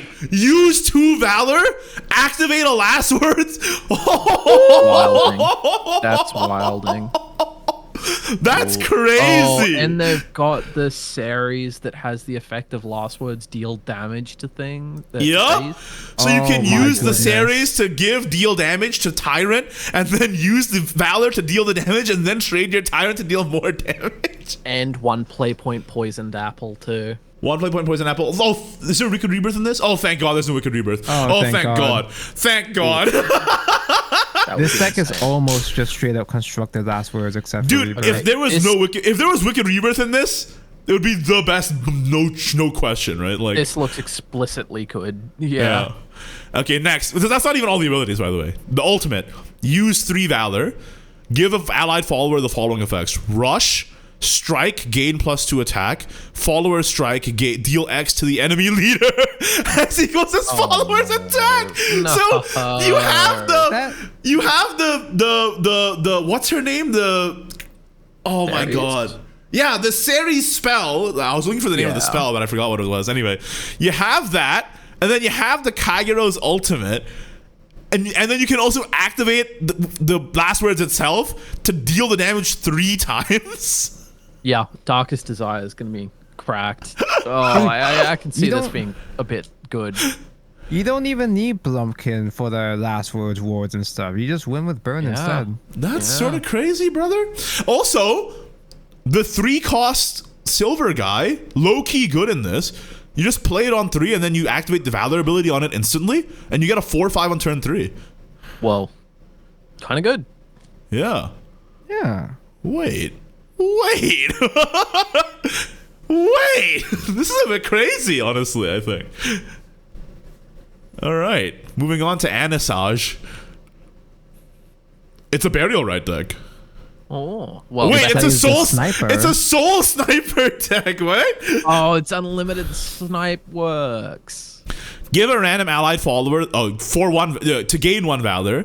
Give a random allied follower the following effect: when this follower leaves play, draw a card. Okay, that's good. Yeah. Use 1 Valor until the end of the turn. Subtract 2 from the cost of a follower in your hand, and give it the following effect: if it's in play or when it leaves play or at the end of your turn, banish it. What? Well, even if they're banished, they still draw cards.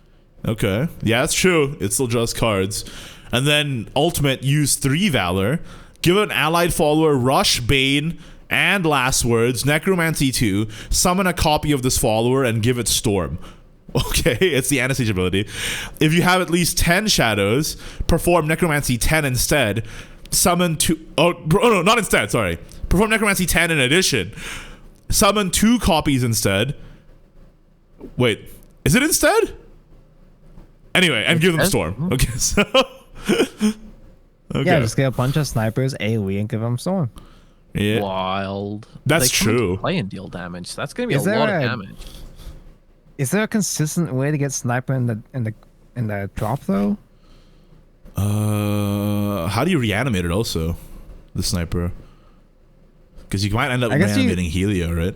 I guess you... Oh yeah, there's Helio in here too, huh? Yeah, that kind of muddies the reanimates. Well, no, Milteo can summon Milteo is 6 split randomly, right? Interesting. I don't know. That's a bit strange. Coachella does have a guarantee reanimate. They call it Coachella? Yeah. That's the festival, sir. Coachella does have reanimate, and wait, does Undead Parade reanimate? I've never played Reanimate Shadow. I don't know. No, Undead Parade just summons liches. Okay, I was wrong. Okay, that's good. Is that even good then in this deck? This seems like a very interesting ability with a very weird deck, honestly. I don't know about the deck. Yeah, the deck list just seems kind of wacky. It doesn't feel like it feels like they could do more with Bear Right as a hero deck, but yeah, like what the hell? Why is Skull Beast in this? Like, it's actually just taking up slots. Yeah. It's tough. This list, if this list was better, I'd be more hyped for this, I think. But it's just like not that many ways to get the sniper Oni. Maybe it works a little bit better. Probably the strongest shadow. And you know what? You just play this as an aggro deck. You play like Skull Beast on 1, then you play whatever on. You play Coral Souls on 2. Just hit face every time. Then when you you can get sniper in your hand. All right, and then you just go for it with the ultimate at that time. I guess maybe this deck works better in practice. It just kind of sounds sauceless. It's just an aggro deck. It's not the Soul Sniper meme ultimate fiesta that we want it to be. It's just an aggro deck that has Soul Sniper in it, I feel like. Okay. Well, that's Shadow. Moving on to Blood. Mono. Gain 1 Valor. Deal 1 damage to a random enemy. If Vengeance is active for you, deal 2 instead. At the start of your next turn, draw a card. It's a Vengeance deck with Waltz in it, so you can activate Vengeance for cheap. You also have the Lieselot, so she also activates Vengeance for you. Yeah, and then let's see what else. Use 2 Valor. Activate Vengeance until the end of your next turn. Okay, so you can just activate Vengeance at any time in the game. All right, which means that you can get like Maron out at any time in the game. That's kind of nice. And then use 3 Valor. Give your leader the following effect until the end of the turn. When an unevolved allied follower's attack or defense is increased, evolve it and give it Storm. Huh. Oh! The 1-cost Curse Brand Vampire buffs herself. Yep. So you get a 1-cost Stormer. There's a 1 of random double attack 2-drop gold. Arca? You can give her Storm too and go face with it. And I'd say the win condition is probably just giving Waltz Storm. Yeah, you can actually Waltz Storm triple attack. Yeah. Is there a cheap way to give Waltz Storm in this? Yeah, the ultimate. No. Is there a cheap way to buff his attack though? Isn't he full stats anyway? He's a 9/9. He's either a 6/6. Oh no. It's whenever an unevolved allied follower's attack or defense is increased, then evolve it and give it Storm. You have to buff it. Oh, okay. So how do you give Waltz Storm?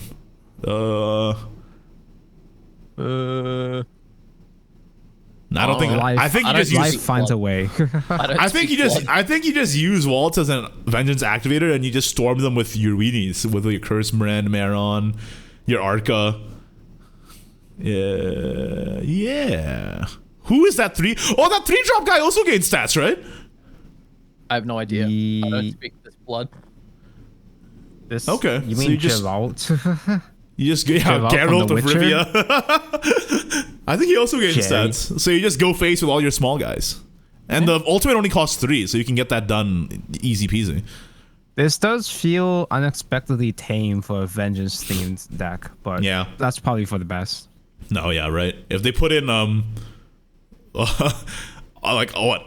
Heartsick in this, then it would be a different story. All right, going into Aluzard. It's a Bat Blood deck. The heck? I love the Bat Blood. King. That was one of my favorites. Blood you got King. Old Blood King. You got Remelia. Actually, sorry. Katrina, I should call her. That's her name, right? Katarina something? Katya? No, Katya. Yeah. I don't know, dude. I don't play. Oh, I'm playing this. Oh, I loved Bat Blood back in the Dude. day. This is so sick. Old Old King Batblood was my first unlimited deck. Yeah. We should talk about the abilities because. Oh yeah, he has those. Gain 1 Valor, give 1 attack to a random allied bat, draw a card. Oh, okay. That's a lot. You can just start going. You can just start going. You gift for Bloodkin turn 0, and then you go. Next, use 1 Valor, evolve a bat, and give it last words at the end of the turn. Sorry, at the end of your opponent's turn. Summon a forest bat, then remove this effect. What?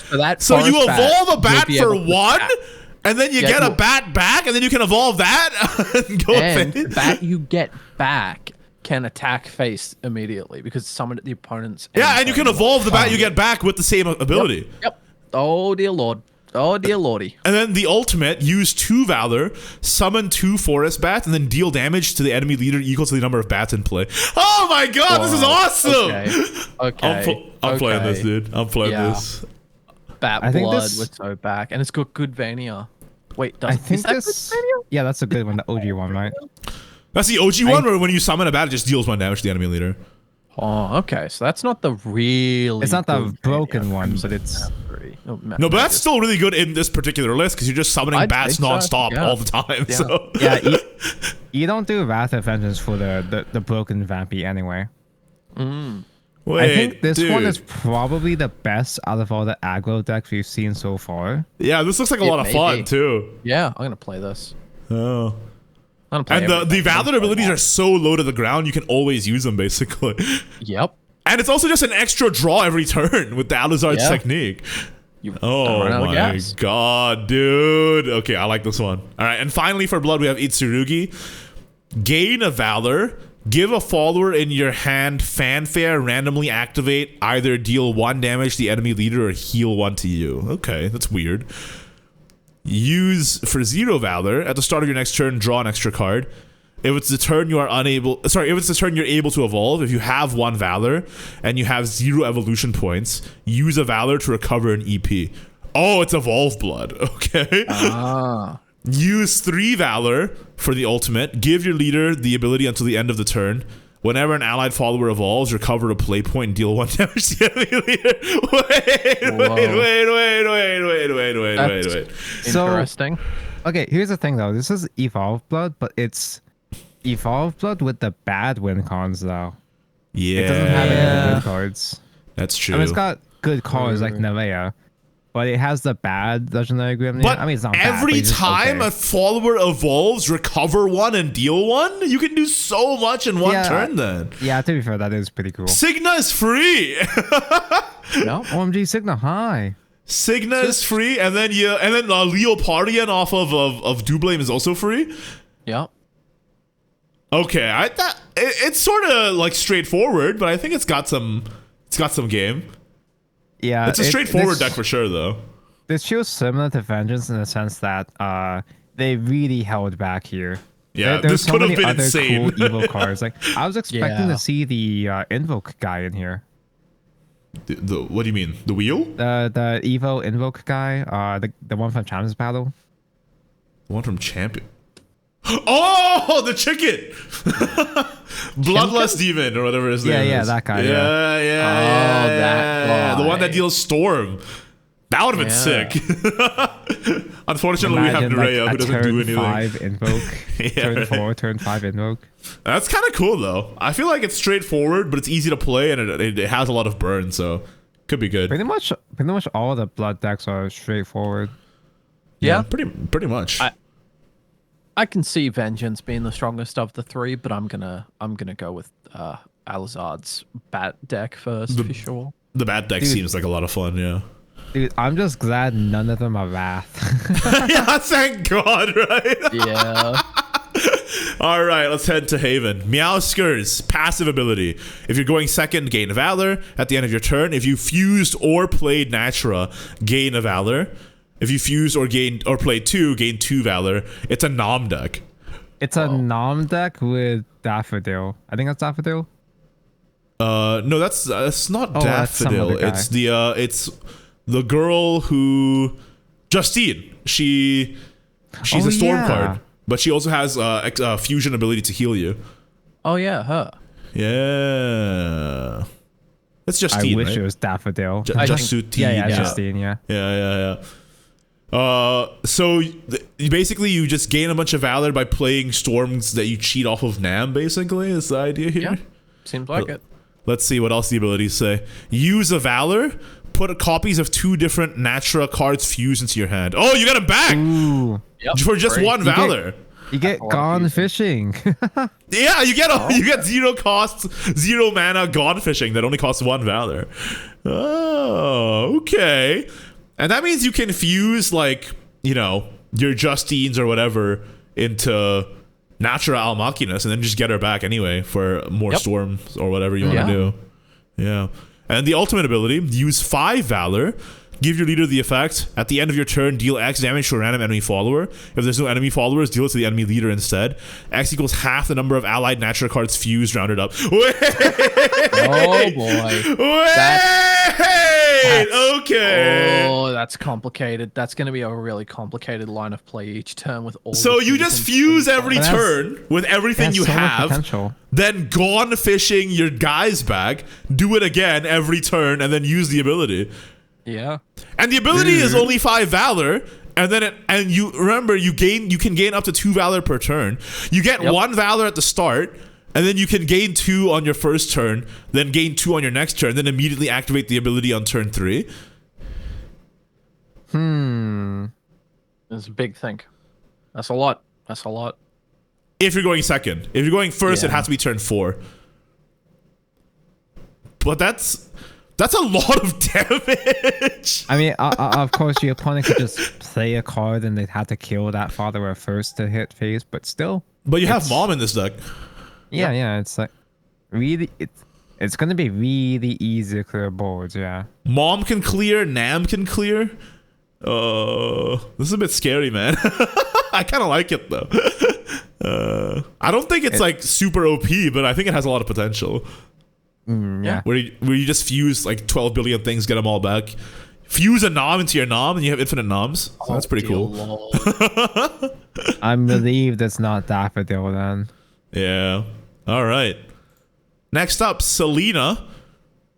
Gain 1 valor to deal 1 to an enemy. Use 0 valor, subtract 1 from an amulet, and then if it reaches 0, gain a valor. And then use 6 valor, subtract 2 from all amulets, and gain X valor equal to the number destroyed by the effect. If it's 4, put Fiery Reproach into your hand.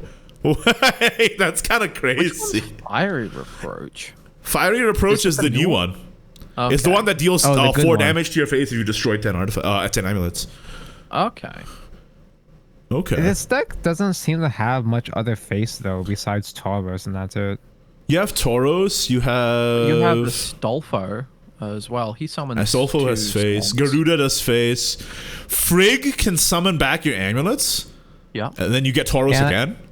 I guess at worst you still play the Transmute as well, so. Oh yeah, and you have the Transmute. Yeah, you can play the Transmute and then use the ultimate. It subtracts 2 from everything on that turn. Oh yeah, it's AoE reduce. Yeah. Yeah. Okay. Yeah. Okay. Wait, this is actually just good. It's just Amulet Haven. It's just good. Yeah. Okay. It's just streamlined Amulet Haven, yeah. Yeah, no trees needed, dude. You just play actual amulets because we have the access to the unlimited card pool. So Yeah, play real amulets. yeah. It also has the new Beast Call Arya card, right? That gets a Stormer, I think. The gold one. Bud Does it? boy. Little birdie. I think it gets you a bird. Yeah. Oh, So, yeah. Anyway. Cool. Next, Verdilia. Passive ability. During your turn, when you evolve, gain a valor. It's evolve Haven. Okay. Use 0 valor to give 1 defense to an allied follower. If it's evolved, give it +2 defense instead. The hidden art. Use 0 valor. Discard a card from your hand. Put a copy of it into your deck. Draw a card. So you can put your apostles back. You can put any target of your ether back, so you'll never brick. Nice. and then use 9 Valor, recover all of your evolve points, draw cards until there are 7 cards in your hand, subtract 3 from the cost of all cards in your hand. Holy shit! That's a lot of. Oh boy. Wait, So this deck does not have Jean, Evolved but 9 times. no, but you recover all your illusion points, so your Alexios cost 3 and they're guaranteed to evolve, right? Basically. yeah, dude, getting reduced Alexios is crazy because And and you then play her, when she with recovers it again, Apostle. right? And you never brick because you can just put her back. I've With the played 0 Point cost Valor Apostle ability. as well. Oh boy, Vadilia. Wait, That might be the strongest Haven deck. wait! Whoa. There's 1 Feather Rush in this deck, which gives anything Storm. This The deck one is spicy something. Feather Rush. So you that's can get a a 0 0 cost cost Feather Feather Rush, Rush. and you can Yeah. play it on your Apostle. If the Apostle itself doesn't kill your opponent, Holy you only need to evolve mackerel. 10 times with a clear board for Apostle to win the game. And remember, That's Apostle is 5 cost too. Yeah. And Grimnir is 1 cost, so you can Apostle, Grimnir, Grimnir, Feather Rush. Wild. Wild. It does cost 9 Valor though. Yeah. But whenever you evolve, you gain a 9 Valor. evolves. And you have so just many free 9. evolves with Holy Kitty, Lou. Wait, hold. That seems good. That seems good. That might be quite good. Wait, how do you evolve Lou in this deck? Lou doesn't. There's no buffers in this deck. Is that an oversight? You just simply evolve enough so that Muse is active, and then you evolve more. I don't know. Yeah, guess. because we don't have Alluvia, so how do you evolve Lou in this? It has the foxes. It's got the 1-drop foxes, but wait, yeah, why is Lou in this deck? Yeah, why is Lou in this? Lou can't evolve for free in this. Does I Lou have still no recover idea. off of heal, just in general? But even then, there's not even that much heal. We've been debated. The Lou is a dead card. Get rid of it. There probably is something. It's just a really small something. Yeah. Anyway, that's Oh wait, the technique. You buff an ally for 0 Valor with the technique, so Lou can evolve on turn That's- 1 or turn 2. That's the something we were missing. Gotcha. I forgot about the technique. The first one. Oh my god! Wait, wait. This is kind of sick. I like it. I like it, dog. All right. Shall we move on? Yeah. Portal craft time. Portalcraft mentioned. Oh, Tonko. The first one is Nexus, and it's a Morning Star deck. Yeah, you play the No way. the stupid brand of the Morningstar amulet. At the start of your I asked turn, for this. I wanted this. Remember? at the start of your turn, if there are no Morning Stars in your hand or in play, summon one, and add 10 to its countdown. So you kind This of is don't want it in hand.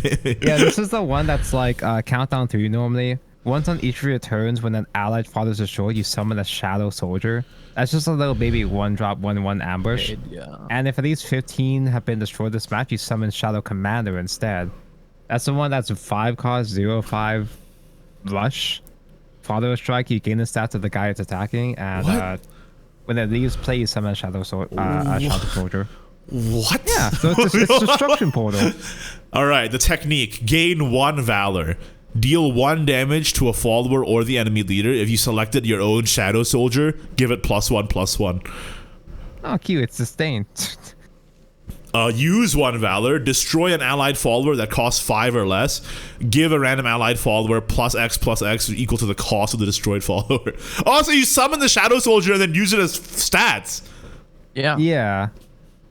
You can also buff an ambush if you want to play ambush Portalcraft, I guess. Oh no. And then Nexus's ultimate is use 5 Valor. Give your leader the effect. Whenever an allied Shadow Soldier, Commander, Berserker, or General comes into play, they gain Storm. This is the Nexus deck. Oh my. You play Advent, which does summon multiples of those guys after a certain point. This is really silly, dude. Giving Commander... Wait, oh wait, no, Commander is 0 cost. He's 0 attack. He has a Father Strike. This But is anyway, very, yes. This is very silly. This is cute. This is adorable. I like it. The deck itself is mostly just like puppets and destruction. It's so interesting that there's so many ways to build destruction portal, but this, out of all the ways to build destruction, they played Morningstar, which is really cool. It's literally just you have the amulet to summon your commander, and that's it.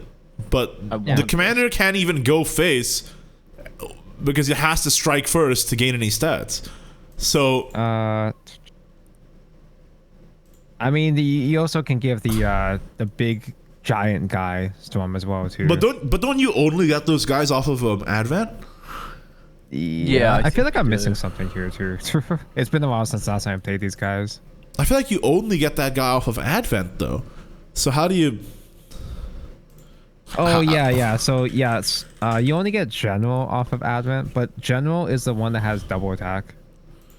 Yeah. There you go. Summon the Shadow Commander and gain double attack. Yeah, that's how you also get Berserker out of that, and Berserker is just a 5/5, so that's nice. He's a 5/5. When he leaves field, you summon Shadow Soldier, and he ignores Ward. Yeah, so you can get a 5/5 that ignores Ward, and then at the end game you get General, and General attacks. It summons a commander that can attack twice, and then the commander attacks and then attacks face. Yeah, this is adorable. This is so weird, man. I want to play this because I've always wanted to play the story lore accurate purgation deck. Oh, Very. Serenity deck. I've tried playing the Morningstar cards, and Advent was okay. Advent was just alright, but there was never excuse to use the amulet though. That's very strange. Yeah. All right, next up, Maisha. At the end of your passive ability, at the end of your turn, if you have a play point, gain a Valor. If you have 3, gain 2. And draw a card. It's Float Portal. It's Float Portal. Technique. Gain 1 Valor, deal 1 damage to the enemy. Use 0 Valor, recover a play point. Wait, that's actually huge. That's very huge. That's free play point every turn. And use X Valor, give +X attack to an allied follower. If it's 10, give it Storm. X is the amount of Valor you have. Wait, what? Whoa. Wait, hold up, bro. What the heck? You're floating every turn anyway, because that's what you're doing with your deck, and you just build up Valor 2 times. You gotta draw and 2 Valor every time you float 3, which you're doing anyway. And then what do? You just play Dim Dom, Karula, give it Storm, go face? Yeah, seems like it. That's kind of crazy. So that seems significantly better than the Nexus deck, but the Nexus deck does look more fun. That's true. This is better than the Nexus deck, but you always float every turn anyway because of the ability. So. And if it's not lethal, you could also use Gilnealy's Drain just to heal back. That's true. You can heal 20 back with your Gilnealy's. Yeah. But it does use all of your Valor to do that. Yep. So, all of them. So don't miss. I think if you just like give a guy Storm with this, like, well, how do you go through any ability? Can you go through that's wards? the dilemma here, because the AoE is Barrage, but Barrage is end of turn now. Yeah, you mean Boost Kicker? That is what I meant. Yes, Barrage was a terrible 1-drop. That's right. But how do you get through any? You actually don't have any clean ways. If they have one ward, you lose. That's kind of. I guess. Yeah, there's no other good removal. Yeah. Tonko. If they have one ward, you lose. Well, never mind. I'd rather play the Nexus deck then.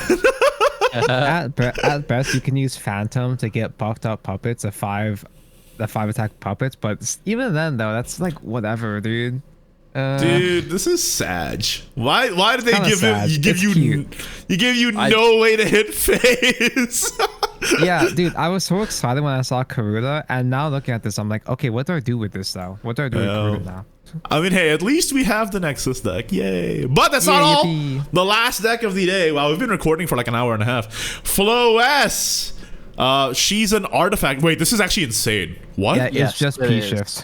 It's just Wait, so this isn't- many. It's Artifacts. P shift artifact. Okay, It's what are the just abilities? Paradigm shift, modesty turbo. What are the abilities? Let's see. Gain 1 valor. If resonance is active for you, subtract 1 from the cost of a paradigm shift. Otherwise, deal 1 damage to a random enemy follower and then the enemy leader. Okay, Oh, bro. wow. Use Even 2 has- valor, summon Acceleratium. Get out of here, bro! Get out of That card's here, banned for bro! a reason. That card's banned for a reason. 0 cost Acceleratium on any turn you need it. Yep. Yeah. And the ultimate, use 3 valor. Give your leader the effect until the end of the turn. When an allied artifact comes into play, recover a play point and draw a card. It's This deck's gonna be so it's hard. augmentation. It's just augmentation. This is play 100 cards a turn. What the fuck, dude? This deck Okay. is broken. It goes without saying, this is gonna be my deck. Oh That's yeah. that's the best deck in the entire format that we've just seen. Dude, I knew this was gonna be, P shift turbo. I didn't read the actual effects though. That is absurd. You get an How about Acceleratium on any turn you Guaranteed. want. An augment on any turn you want. And the cost isn't even that high either. It's only like what, 3 was it? It's 3 valor for the augment and 2 valor for the Acceleratium. But you can Yeah, summon that's the nothing. and the ability of gaining 1 valor is to reduce your P shift. Yeah. So if you're playing against a Flowies, just don't play followers for them to trade into Yeah. ever. This is Oh, what dear. the frick, bro? Oh, dude, this deck has Miriam. It plays the good Spinaria. It has Yeah, This is it's still not gonna be nerfed. long Oh enough. well. it has who cares? it has a what's it called? Modesty? Yeah, modesty. Yeah, exactly. Yep. Oh my god, yeah. dude. With the modesty for the end of turn damage. Wow. Dude, this is ridiculous. This is the best This is one. absurd. It has Lamia too. Oh It's my gonna be one of the hardest to god. play though. You're gonna have to play 50 cards a turn. You gotta have Yeah, but experience I- playing Artifact, and I Dude, don't. I've waited my entire life for this. Like completely unfiltered, pure artifact turbo. Oh my god. Yeah, you get a 0 mana Acceleratium or T-pose any time you want I've it, man. literally traded my entire life for this deck. This is absurd. I think this is the best one. This has Oh, the highest man. ceiling, yeah. Yeah. Anyway, I think the only flaw is that maybe you can get out aggro then. Maybe, and that's it. well, what the heck do I play? Well, you can maybe get out aggro, but can't you summon some Keen Edge in this deck? With the Yeah, I know. Paradigm That's shit? why I said maybe. Yeah. What am I supposed to play this format? Oh boy. Wait, how do there's any of the some- aggro decks survive if you're spamming Keen Edges? Just wait for me to be bad and not have any more key edges. I guess. Uh, Be wilding. that is kind of absurd, yes. Well then. I'm playing Drox deck, I think. Yeah, so Hero yeah. format looks fun. I'm gonna play Drox deck because I can buff up my Forte and OTK with it, and I don't have to have that much on board. I can't believe they're only giving us 2 weeks with this though. That's just not enough time for 24 decks. Yeah, I mean, I don't think I even Yeah. have to ask Tonko what deck is your favorite, right? Out of I mean, yeah, obviously artifact, but I I'll also guess really, besides artifact though, I really want to play Evo Rune. yeah, that sounds fun. What about you, Kaelan? Which is your favorite? The decks I want to play the most are Bat Blood and Nexus Portal with the shades. But Drak Dragon does look good too. There's so much. There's at least one good deck I want to play in every craft. Yeah, it's pretty sick. I think gun to my head, gun to my dick. I think summoning Baleon every turn as dragon is funny, so I'm probably gonna do that Yeah. first. But yeah, after that, I'm playing Artifact. I'll tell you right now. It is actually criminal how little time there was to play this. Yeah. I'm playing Artifact 2 after this. I think that deck is crazy. my- And this is really, honestly, the only chance we're gonna have because these cards aren't in Worlds Beyond. No, yeah, this is the last time. They're really going out with a bang right before the mini expansion gets announced, why? right? I'm Okay. I'm sure okay. there's- You know what? I'm gonna say these same decks are gonna be available in like month 3 of the expansion for a ranked mode. Ooh. I mean, month 3 is, I don't know. I feel like each of these archetypes are gonna go in towards Beyond eventually at some point, but month 3 is a bit too fast. I think, well, like, you know how we've had the short the circuit limited there for a second. yeah, we've had the limited months of like crosscraft and stuff like that, where you have a month to get to master or whatever. With the That's what you mean. You want like a ladder for hero battle. Yeah, okay. Hero battle. That'd be fun. We'll see. Yeah, I think they might do that. I'm hoping they do, because then we'll actually have a chance to throw them all at each other outside of a GP where the stakes are so high. Well, guys, I'm gonna be playing Hero Battle pretty much every day after it comes out. So. Oh yeah. Except for when I'm in Japan, unfortunately. My GPs. So. I'm actually gonna miss a lot of it because I'm in Japan for a week. So. Oh yeah. Rip. I'll play on my own time, I guess. But yeah. Speaking of, that's all of the main news today. Oh yeah, that was like an news. That's hour. right. Yeah. Oh my. No, but that's okay. We don't have a main topic today. That was our main topic, so don't worry. Let's just blitz through everything else, and I have bad news for you, boys. There's still a lot of news to go. So, Oh man. Esports Corner, let's get through it. JCG on the 17th, Spell Boost and Necromancy won. Yay. Dang. On the 19th, there was a Take-Two, and on the 20th, Spell Boost and Machina won. Spell Boost kind of schmovin'. That's kind of cool. Spell was mentioned. If you Not draw bad, your yeah. Miser on time, it's good, it turns out. And then on the 21st, Natra Dragon and Evolve Blood won. And the Natra Dragon is the list I was playing today, or yesterday, and it has one Beowulf in it. Let's go. Coolwolf? God deck. Here's the thing. Beowulf, 5/5 Rush Drain, heals you off of trading, and then it kills Chimera for free at the end of your turn.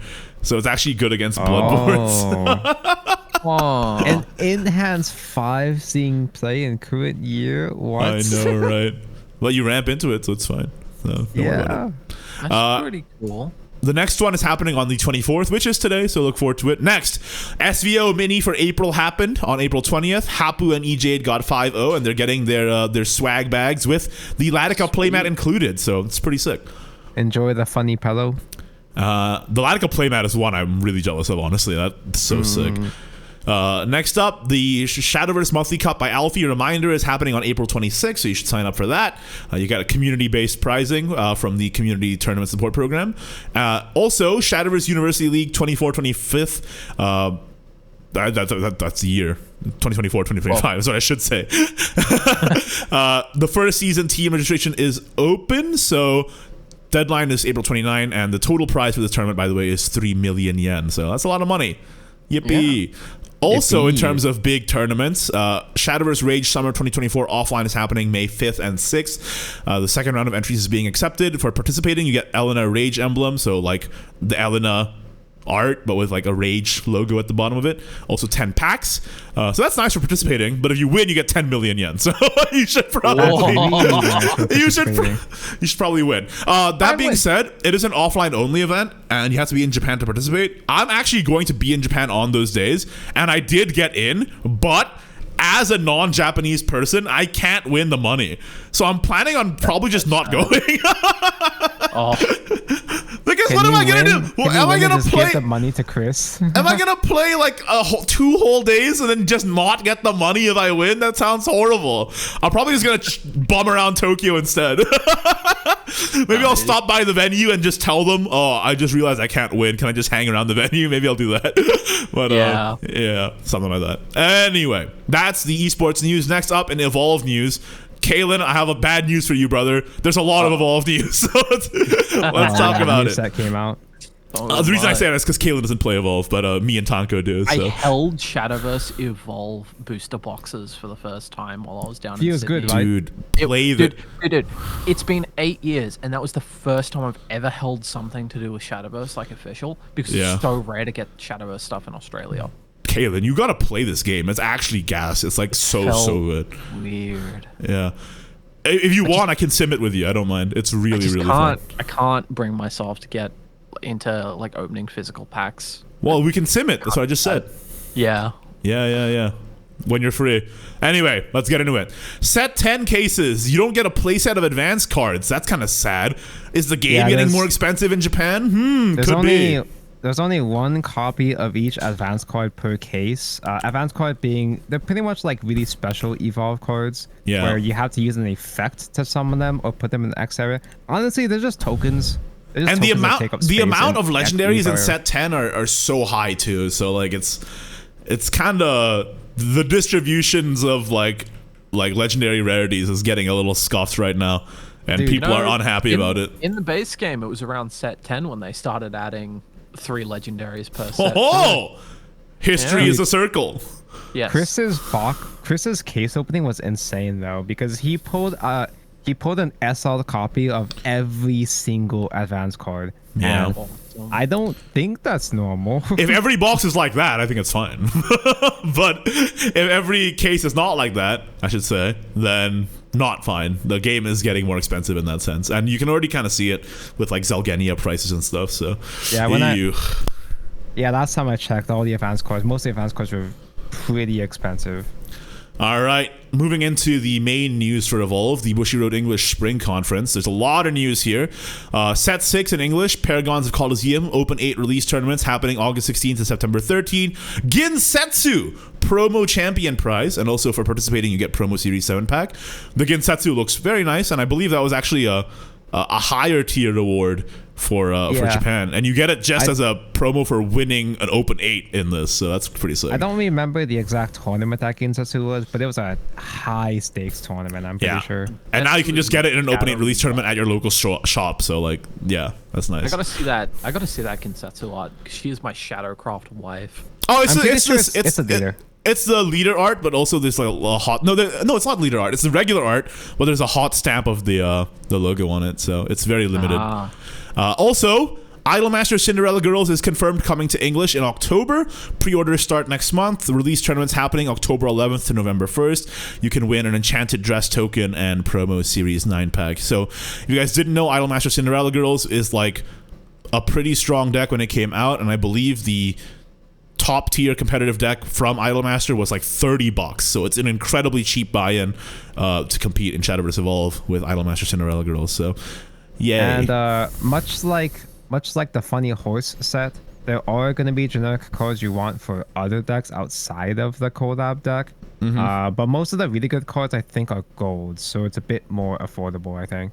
And also, if you're worried about the balancing because the horse girls were so strong, don't worry. It's not that level of strong. It's just normal good. So. It's just good. Yeah, it's just nice. All right, next up, we have tons of Glory Finder news. If you guys didn't know, Glory Finder is the English exclusive format, which is basically Commander from Magic the Gathering, but we're doing it in Shadowverse Evolve. So, first of all, there's a bunch of reveals happening in the stream, including the reveal of the berry mechanic, which is something that we don't really understand how it works. And I believe some of the Vanguard Shadowverse Evolve cards also have berry in them, so I don't know what that means, but either way, there's more reveals in the next 3 months leading up to the release of the set. We assume that it's just send to graveyard. It's kind of confusing the way that they say berry sometimes, because does it mill? Is it burial rights? We have no idea. Yeah. I will say some of the cards revealed are very funny.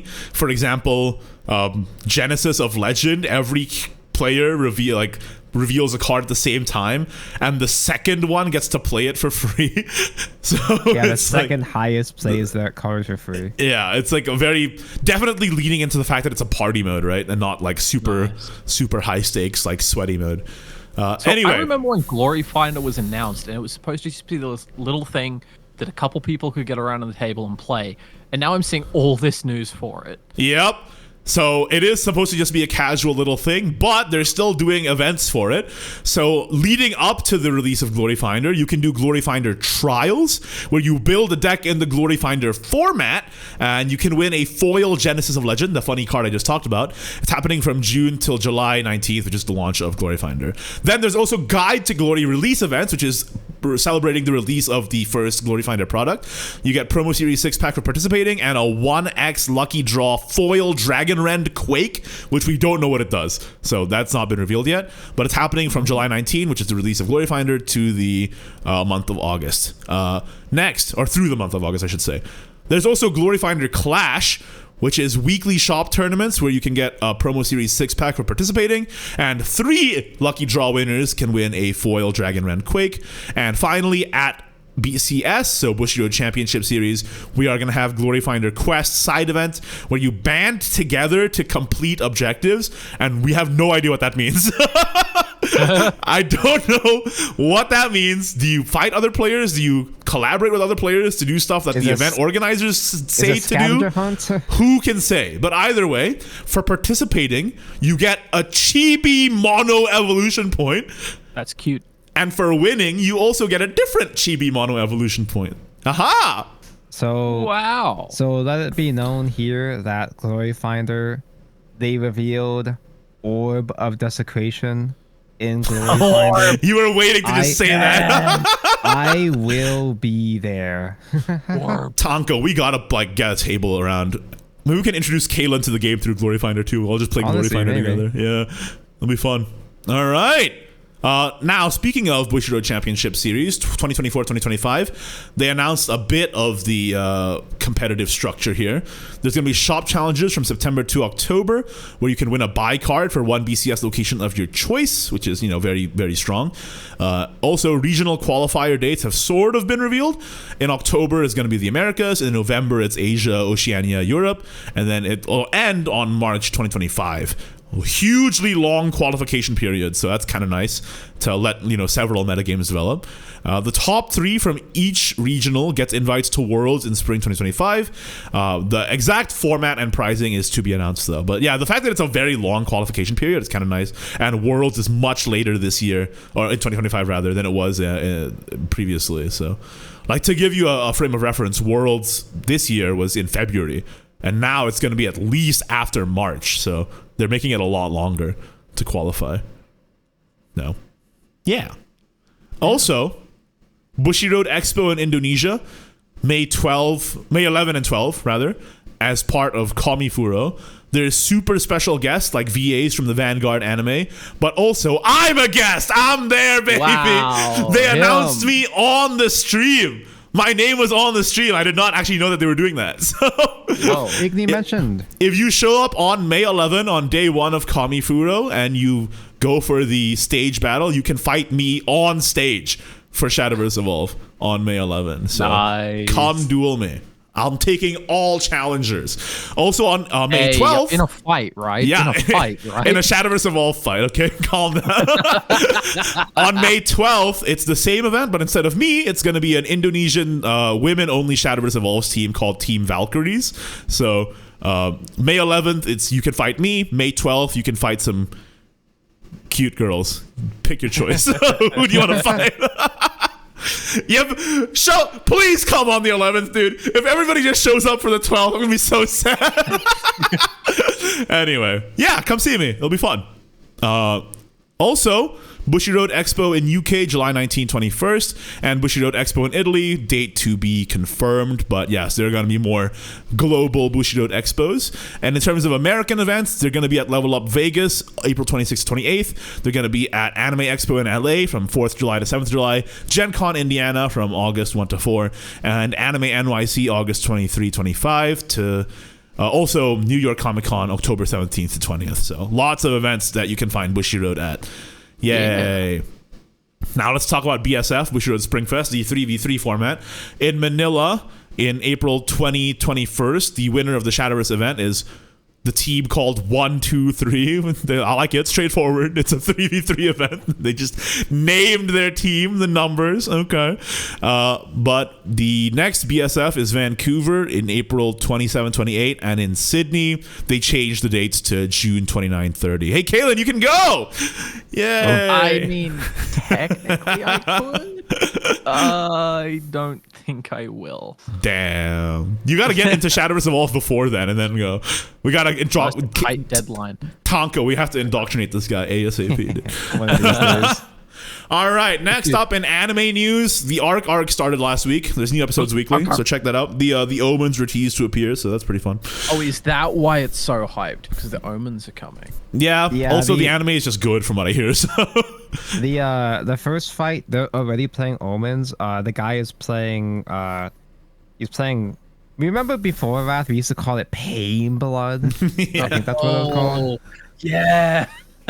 So yeah, we are seeing the blood element, but spoiler alert here. Spoiler. This guy is playing Crosscraft. Oh, interesting. Well, you can go check that out. Do you guys want me to spoil what No. he's playing? What else he's playing? No. I don't want to spoil it. You actually care. Yeah. I actually care because I'm starting to catch up. So Yeah. all right, and finally, that's all the news. This is where we would put the main topic, but we already talked a lot about the hero battle format, so we're not going to have a main topic today. Instead, let's go straight into the question of the week. Now, last week we talked about the Shadowverse anime, and we asked the question, what card would you want to see animated? And here are some of your answers. Over on YouTube, user, and then a bunch of random letters and numbers says, my favorite card, Forte, already got animated, so I guess Kimitan Desu Resolute Diviner. She's talking about Rooney here. I watched the whole first season and half of Flame. Flame is so much better. It's funny. I just want Hero to disappear. Although with a visor, he is super cool. Is that all it takes? All you need is one cool headwear, and people's opinions of you change entirely. I mean, if it works, it works. I gotta start wearing a hat or something. I convert all my haters. I'm gonna be honest. For all these answers here, I genuinely don't remember if these cards show up. My brain is mush right now, so I can't enter my mind palace to remember who shows up. Speaking of you forgetting, one of the answers from Guren literally is Sea Queen Otohime. Unless it already was, I forgot, lol. So I forgot, dude.